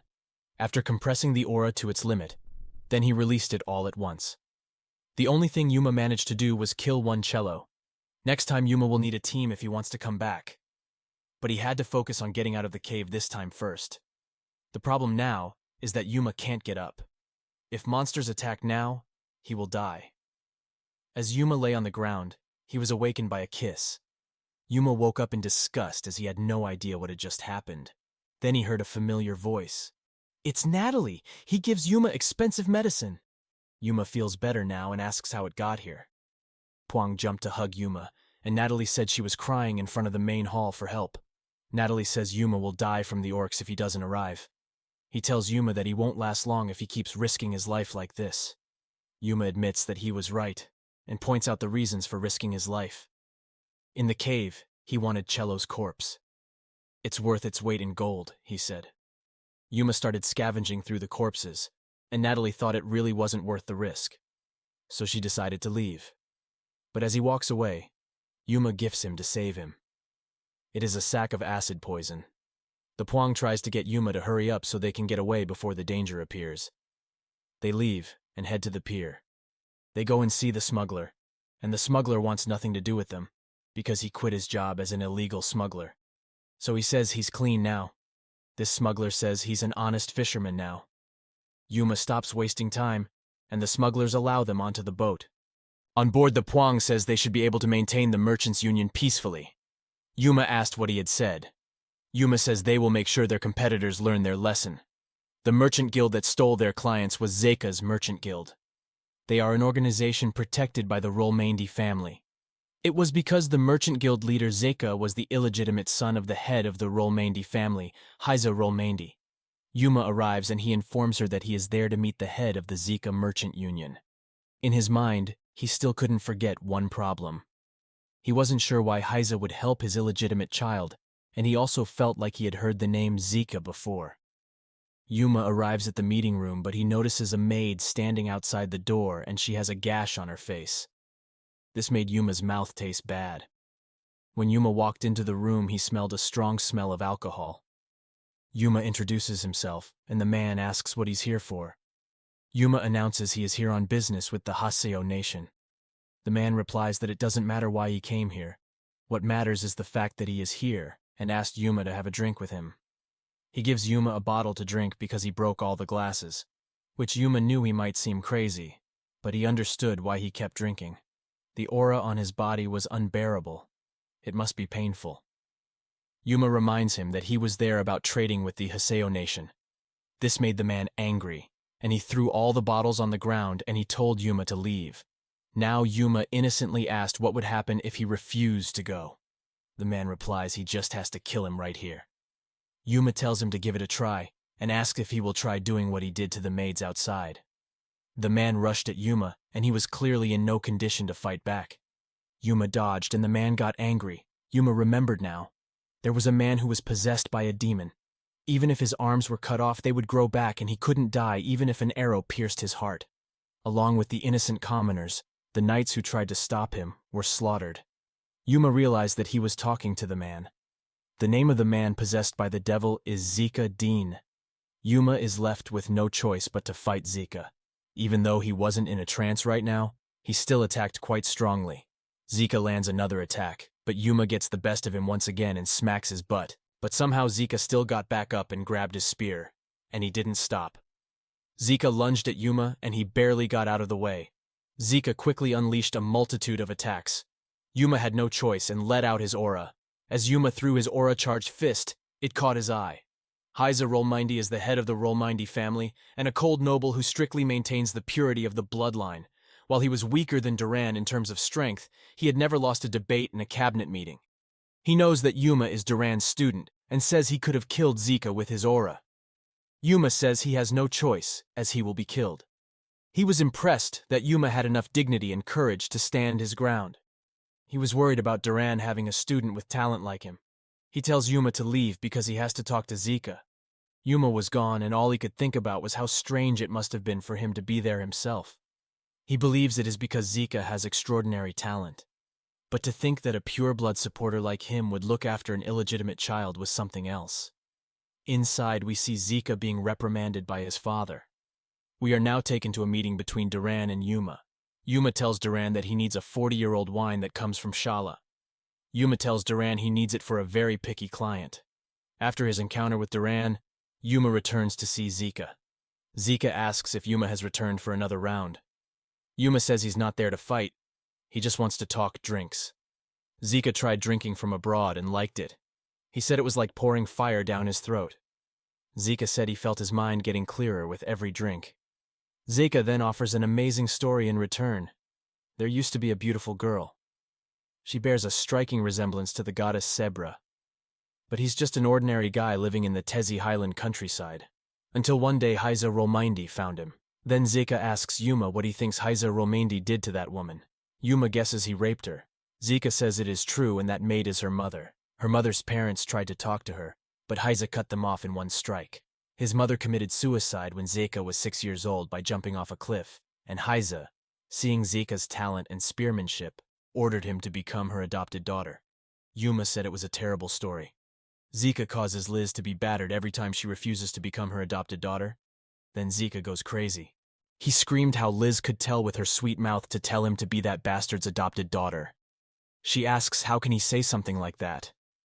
Yuma had seen enough. He holds Zika and says to stop acting like a madman. Zika says he heard voices. Zika said the voices kept telling him to get angry and kill. That was all.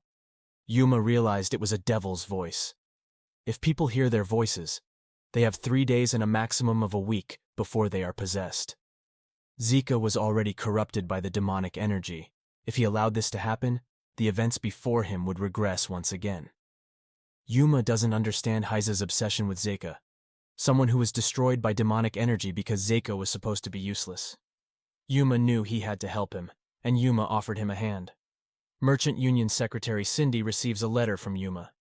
Cindy read that, and was told to protect a maid named Liz from the Zika Merchant Union. She was about to form a Hell Cave expedition team, so she needed some mercenaries to help.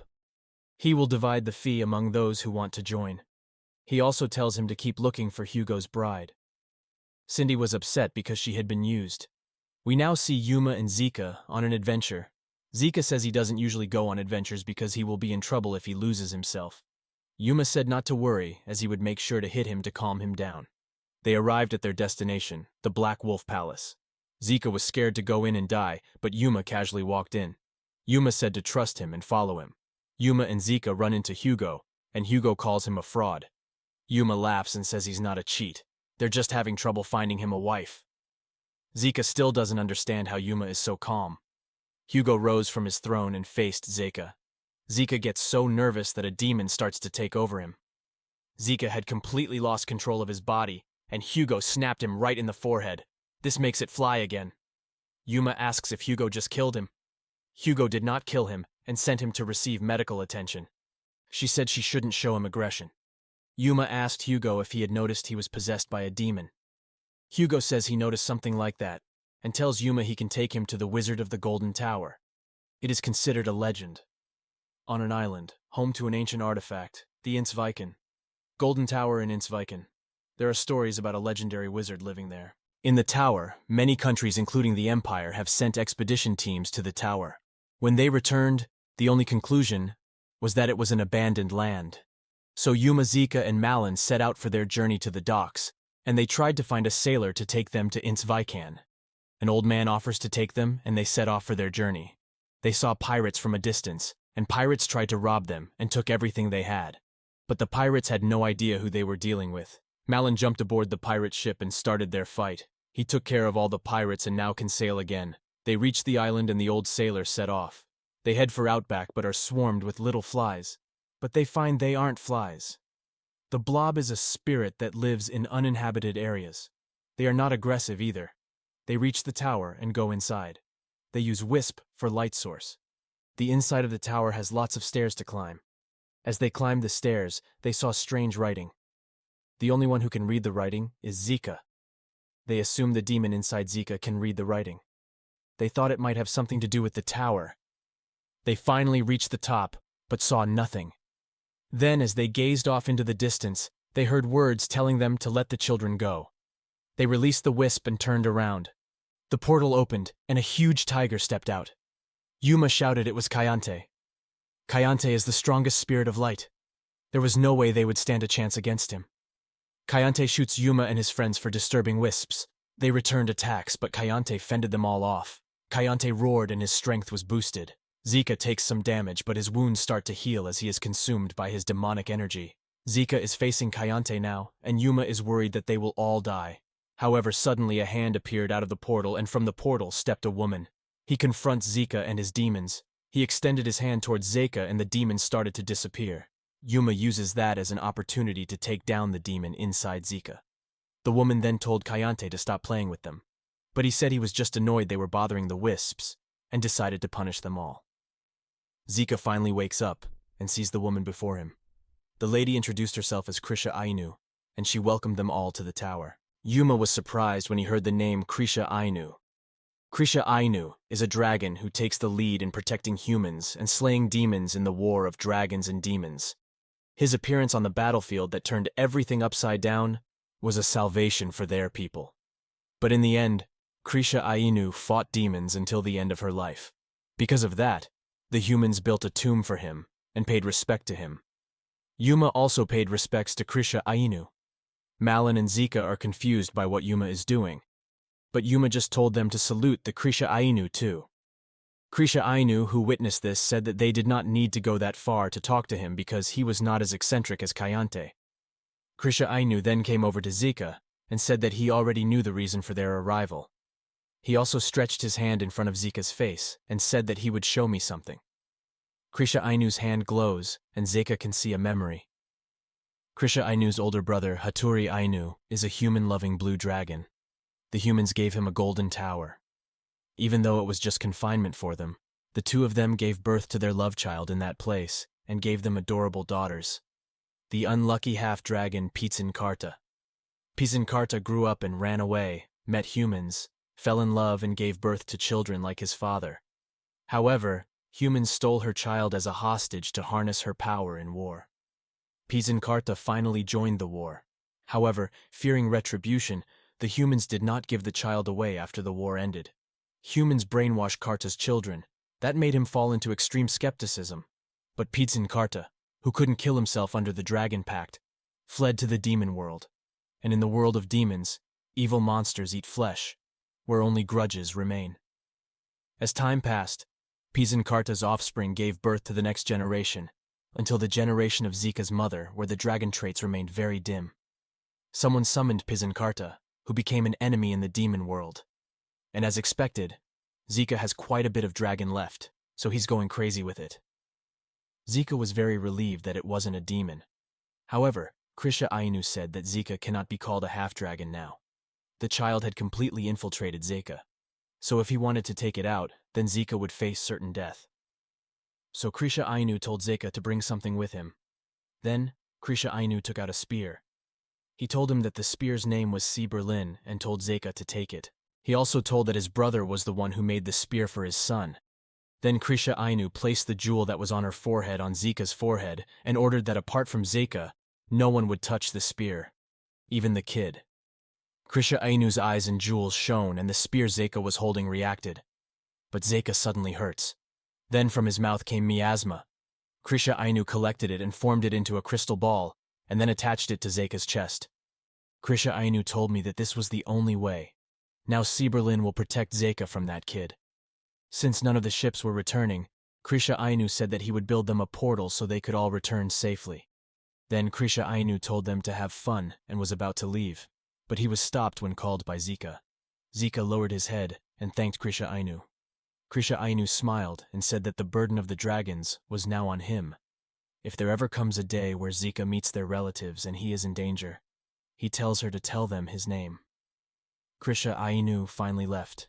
Yuma grabbed Zeka's shoulder and asked him to go too. They finally arrive and Yuma begins to say goodbye. But Malin said if he died without finding a bride for Hugo, then the sword was his. In the carriage, Yuma asks Zeka if he's feeling better. Zeka replies that his mind is now a mess thinking about everything, but he feels better now. This job didn't suit him and he was sure Heiza would be angry. Yuma told him not to worry and told him to just wait and see. He then says that he has a solution for everything. When she returned, Cindy told her that a letter from Rolmundi had arrived. While receiving it, Yuma smiled and thought that this was good because he would still see her. He then came to the Rolmundi residence and came to visit Heize. Heize told Yuma to sit down and wait. Time continued to pass for hours. Yuma thought even though he called her, but he was busy himself. Even before the regression, he was a workaholic. Heize then asked Yuma if he had ever seen his master work like this. Yuma answered no. Heize then said, "The funny thing is, the commander-in-chief left all the work to his family. So he asked if Yuma saw this as something that could happen in an ordinary country, using it to waste time based on their superiority relationship and difficult questions to answer." Just as Yuma had expected, Heize knew how to handle people. Yuma also answered Heize that this country is not a normal country, but the strongest one. Hearing that, Heize said that it seemed Yuma had forgotten where he was standing. He then walked over to Yuma and said that Yuma didn't even notice. He then said that he would frankly ask Yuma this. He asks what he did to Zeka. Yuma replies that a blue dragon, Krisha Ainu, lent Zeka the power to control his magic. But Heize didn't believe Yuma's words. Yuma then asked if he had seen his Berlin, a weapon with a spirit that only dragons can make. You can see Heize's hand was burnt from trying to touch Berlin's spear. Yuma then tells Heize that it seems that Zeka's mother is a direct relative of the Pitzenkarta Grandmaster. Yuma approached Heize. He said he humiliated Pitzenkarta and even tried to take advantage of him, and Krisha Ainu still doesn't know about it. Yuma asks what Heize will do if he finds out. Heize was angry and strangled Yuma. Yuma, who was strangled, said that besides that, Zeka formed a contract with Krisha Ainu. Yuma thinks even if it's not a contractual relationship, it will still help Zeka. He also threatens Heize that if he uses Zeka for something that is not right, then he better run away because if not, the whole empire will be destroyed. As he left the Rolmundi residence, Yuma said he had not expected such a strong reaction. He turned to the Rolmundi residence and said that unfortunately, Heize couldn't harass Zeka anymore, because now Zeka is his. At the Puang Trade Union, Yuma, Zeka, and Cindy stand before a group of people. Yuma thanks Cindy for her hard work, including recruiting the Hell's Lair troop. Yuma then said that maybe it was because they were ex-mercenaries, but their impression was not good. The Abiran soldiers also recognized Yuma. He killed Tenchu with a single sword strike on Yonir, was proclaimed the strongest in the world by Duran Zark, the hidden son of an ogre slayer, and sexually abused the second princess every night. They wondered if the man in front of them was that Yuma. Noticing their stares, Yuma felt a bad feeling. At that moment, Yuma congratulated them on becoming part of the Hell's Lair army. He then informed them that from now on, they would be training for the Hell's Lair army, and everyone would be provided with new equipment. Then after practicing, he would teach them all the conversational etiquette for walking posture. One of the mercenaries was shocked that they were going that far. Yuma asks why he thinks their salaries are that high. It's because their hellish lair is the only one in the whole world. The world would soon take notice, so they shouldn't be so rude. Then Yuma said that Celeb was the official name of the Hellnest team they would bring. They also think that it's pretty cool and intend to work for Yuma from now on. Yuma then introduces them to Zeka and tells them that he will be their captain. He invites her with great difficulty, so Yuma asks them to listen carefully to Zeka. Upon seeing Zeka, their expressions immediately turned into displeased ones, as they thought the man who looked like a well-pampered noble boy would be their captain. Yuma could see that, and whispered to Zika that they were giving him looks of disrespect. Yuma then asked if it was true that the standard among mercenaries was strength. So Yuma asked Aquin, the one who seemed to be the strongest here, to duel Zeka. Aquin is a swordsman from Mirak. Yuma said that Aquin would use a real sword while Zeka would use a wooden staff. Zeka and Aquin face each other. Aquin immediately shot and tried to slash Zeka, but Zeka barely avoided Aquin's attack. Zeka was surprised because if he didn't use his aura in time, he wouldn't be able to avoid it. Aquin then swung his sword again and attacked Zeka again. With his spear covered in aura, Zeka was able to block it. The mercenaries who had witnessed their fight thought Zeka didn't look that good and asked him to be their captain. At that time, Zeka asked why he did this. Previously, Zeka felt dizzy because he didn't get support from Heiza anymore. He couldn't pay workers' wages. Although he thought of other things, he didn't know what to do. Then suddenly, Yuma came breaking down the door and screaming, asking why Zeka didn't leave this place. Yuma says instead of mercenaries, why doesn't Zeka just captain Hell's Lair troop, as he will pay him enough? Hearing that, Zeka says, why not just kill him instead? Yuma drew closer to Zeka and assured Zeka that he would be fine. He invites Zeka to unite the Seikan, and he will treat Zeka well. He also asks if Zeka wants to give Liz a good life. In the end, Zeka gave in to those words. Aquin ran and swung his sword at Zeka's neck, but Zeka was able to dodge Aquin's sword by a hair's breadth. Zeka thinks that he has to pay the wages of his workers. He then in an instant attacked Aquin and threw him away. Zeka looks very serious after defeating Aquin. Yuma smiled and said that he felt they had seen enough. He also announced that the first expedition would be led by him, so he hoped they would focus on their training. At the Zark residence, Yuma wanted to ask Duran something. Yuma then said that this is about the war lately. If he increases aura, he gets this orb. He can move it at will and can even blow it up. So he asked if Duran knew what this was. Hearing that, Duran thought that he couldn't believe Yuma had grown this much. He was sure that Heiza couldn't even handle it. He then smiled and said as expected of his disciple. He almost slipped and called Yuma as his adopted son. He told Yuma that much was the aura Yuma's body had adapted to. Besides, Yuma's body wasn't far from the dragon either. Yuma was surprised to hear that. Duran then took out his aura ball and said that Yuma's aura against his should be Yuma's goal. Duran then withdrew his aura ball. Yuma, who witnessed that, thought that Duran was a monster in the guise of an old man. Yuma then remembered that he also wanted to ask Duran for help. Just as he had written to Duran the last time, he wanted to create an army of Hell Dens. So Yuma wanted Duran to pass his imperial review. Duran replied it wouldn't be too difficult, but that would be easier if Yuma became his adopted son.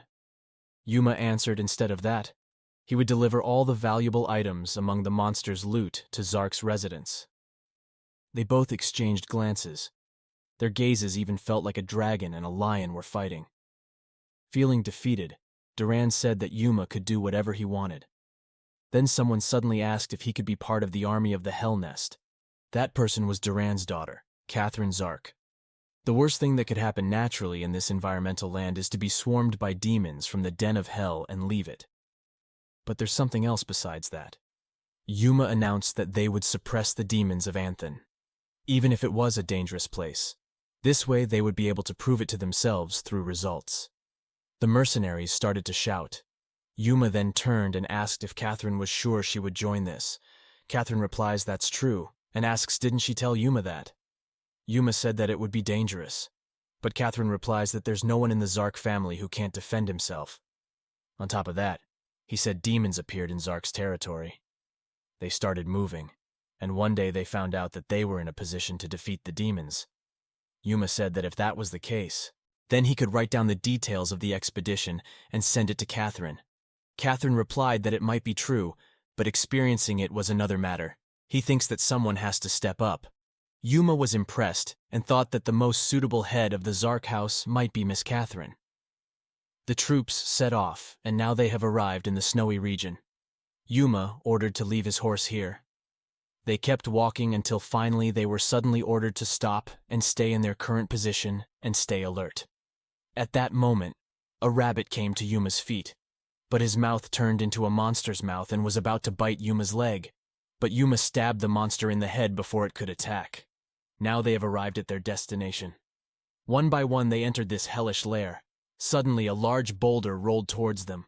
They began to take positions and were ordered to focus.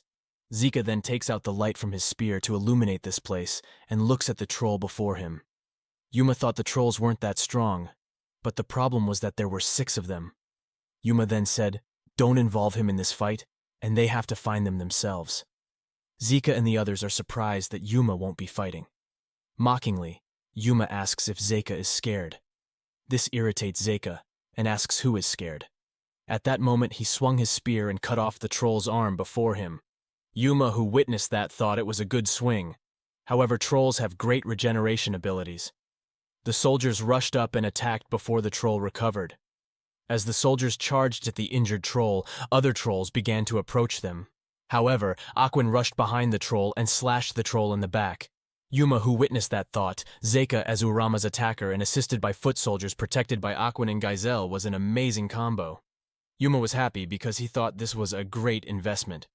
After the battle with the trolls, they continued exploring this cave, and they finally arrived at the deepest part of this place. The soldiers started to celebrate their success. In that place lies a great gem. Zika, who saw that, said that the big jewel was very suspicious. Yuma also said, like Zika said, this big gemstone is very suspicious. That's like telling them to take it. Zika laughs and asks if they think they are stupid enough to fall into it. But he was surprised when he saw Yuma take the gemstone. Zika shouted, asking what he was doing right after they said it was suspicious. Yuma laughed and replied that even though it was strange, it would be a shame not to pick up such a great item. At that moment the cave started rumbling, and Yuma said this was bad. An irritated Zika says how dare he say that. Soon they noticed a presence behind them, and a group of ogres were seen walking towards them. Even Yuma looked very surprised. He told her that even though ogres were weaker than trolls, this group was the same as 1,000 common soldiers. Yuma ordered the others to quickly get into a defensive formation. Their top priority is protecting Miss Catherine. Catherine also said that she had told her that there was no one in the Zark residence who could not protect themselves. Hearing that, Yuma replied that he would believe it and jumped towards the group of ogres. With his sword aura, he attacked a group of ogres. He then raised his sword and slammed it into the ground while ordering his troops to follow him closely. In the face of endless ogres, Yuma kept slashing at the ogres. Catherine, who witnessed that, gaped. Yuma, who had been continuously killing ogres, had now been bathed in their blood. Night had fallen, and Yuma looked very tired. His troops following behind were also as messy as Yuma. As Yuma was about to ask if they were all right, he stopped when he saw his troops saluting him. Yuma asks what this is and says they're so cringy. He then ordered them to set up their tents and they would leave tomorrow afternoon. Zika started to wonder if Yuma thought his body was a horse or something. He wondered if Yuma could handle it. He then approached Yuma. Realizing Zika's presence, he asked what was wrong. Zika replies that he wants to see if C. Berlin can heal Yuma's wounds. Yuma also asked if he was Malin or something. Not understanding what Yuma meant, Zika could only look confused. Yuma then says he'll take a shower and come back because it's unpleasant, there's orc blood everywhere. At that moment, Catherine thought about Yuma sweeping away 472 orcs alone, while 46 orcs were being handled by troops. 3,000 common soldiers would be needed to handle that many. However, Yuma accomplished something extraordinary. While Yuma was taking a bath, he noticed someone's presence and asked him if he had anything he wanted to say. Catherine, who was there, answered that she also wanted to take a bath here, so she waited. Apart from that, there are no special services here. Hearing that, Yuma said that he would come out, but he was stopped by Catherine, who told him to sit here for a while. Catherine offers to heal his wounds. While Yuma's wound is being treated, Catherine asks why Yuma is so strong. Yuma also replied that he himself did not understand himself. Hearing that Catherine said that it was the same answer as her father. He then said that he wasn't asking how Yuma trained his body, but how he acted like nothing, even after being covered in the blood and entrails of that demon. With his serious face, Yuma replied that the commoners should become strong, because otherwise, it's over. Persistence is the key to life. So he is not a special person. Hearing that Catherine was speechless. But he didn't think so. He thought that Yuma was different, has an attitude that handles crises in a casual manner, and is never overbearing, like a character from a novel. Compared to herself, Catherine thought that she was just an immature person. While he was deep in thought, he was awakened by his servant who called him many times. The maid asked if she heard what he said, and Catherine said no. It had been a week since the expedition, and Catherine wondered how Yuma was doing. He thought that Yuma at least didn't waste his time like him. Hearing Catherine's answer, the maid said that she was very evil. Because she was so curious, Catherine decided to see Yuma herself and said that she would come out to her maid. In the Puang Merchant Guild, Catherine is led by clerks. At that time, Catherine was curious about how Yuma was spending his time. But in front of him right now was Yuma, who was having an alcoholic party with the others. Catherine, who witnessed that, was dumbfounded. Because the bottle in his hand ran out, he threw it and asked someone to give him alcohol. Seeing that Catherine ran and told the employee that she had to go, he felt irritated because he had been contemplating all day while Yuma was drinking during the day. He felt that he was stupid. The worried employee tried to call Catherine. Yuma, who witnessed that, apologized in his heart to Catherine. Soon he could feel the arrival of a group of people. A moment later, a group of knights came and ordered Yuma to come out. They said that they received reports that Yuma was trying to start a civil war with his private army. Yuma also thought there was no way the nobles would leave him alone, because in their eyes all mercenaries were criminals. Yuma also asked if they saw him. One of the knights was annoyed at Yuma's behavior and said that they weren't here to play games, and demanded Yuma to answer properly. Yuma replied that they were not his personal soldiers, but members of the Hell's Nest army, officially authorized by the imperial city. He told them that they were just resting because their last expedition was very difficult. The knight didn't accept Yuma's answer. He said that Yuma was a bastard who committed a crime and told Yuma not to lie to them. He then asks if Yuma knows how many nobles are displeased. He threatens that if Yuma doesn't cooperate, he will be forced to cut off Yuma's arm. Yuma sighed at the thought that they were taking this idiot knight on purpose. He then put down his alcohol bottle and challenged the knight to try it. The knight was annoyed and wanted to approach Yuma, but he was stopped by his partner. His partner called the knight Jack, and he told him that Yuma wasn't just a commoner. He told that Yuma was a student of Duran Zark. Jack loudly said that what they were doing was fair and square, so he asked why someone's name was a problem. He then said this was why they were all ordinary people. Jack drew his sword and said that this is what Yuma asked for. Yuma just kept silent with a serious look in front of Jack. Jack then swung his sword to slash Yuma's shoulder. But Yuma covered his body with aura and made Jack's sword shatter. Jack was surprised to start to fear. Yuma approached him and said if his skills were only this much, then there wasn't much he could do for the future of this kingdom. He then suggests Jack, if he doesn't want to rot in his position, then clear his head. At the royal palace, the queen is informed that another notice has arrived. Upon reading reports that commoners were interfering with the empire by breaking the rules, challenging the garrison's authority, and threatening a single knight, the queen crumpled up the report and ordered Yuma to be summoned here. Finally, Yuma brought back to this place. A call from the queen. Yuma did not expect that he would be summoned here as a child. He felt that this was a new feeling. At that time, Yuma suddenly called someone. Seeing the man who called him Yuma, recognized that the man was Pornyo's eunuch. He said that Yuma dresses well for people who meet the queen. He told Yuma that if he was a commoner, then dress like a commoner. Now he understood why there were such arrogant rumors. Yuma clearly remembered the person before him, the person who also bullied him in his previous life. He wondered if it wasn't enough for Pornyo to play tricks on her guns in duels at banquets that now he's criticizing her clothes too. Yuma then called out his name. Pornyo feels proud that Yuma knows her and asks why Yuma called her name without her permission. Yuma then looks at her with intimidation and asks Pornyo if she isn't extorting money from the new eunuch. Pornyo screamed at Yuma as a bitch and asked what bullshit he was talking about. He then threatened Yuma because he was being rude to her. Before he finished his sentence, Yuma asked Pornyo if the Empress knew that he was whipping platinum-haired women from that place. Pornyo is very surprised, because she doesn't understand how Yuma knows that. Yuma then bumped into his shoulder and said that he would meet him later. Yuma finally arrived at the place he was going. After being guided, he entered the throne room.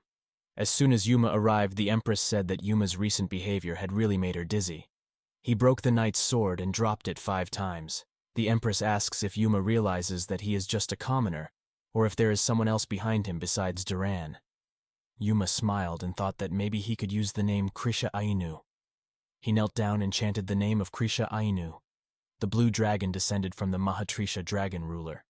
The Empress then orders Yuma to tell her the details. Yuma narrates, "At the legendary Golden Tower, they met Miss Krisha Ainu, and Zeka received C. Berlin from her. From Pisankarta, who is of Hattori Ainu descent, to the identity of the vengeful spirit in Zeka's body, there is no reason to hide this."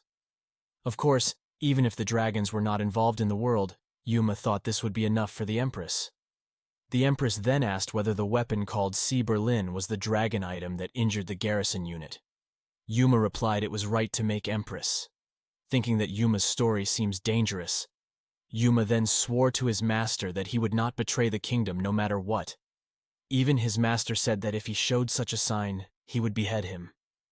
Hearing that made the Empress think that Duran was a person who always kept his word. And also the Empress thought if by any chance Yuma went berserk. Yuma then asked the Empress for permission to use the royal benefits.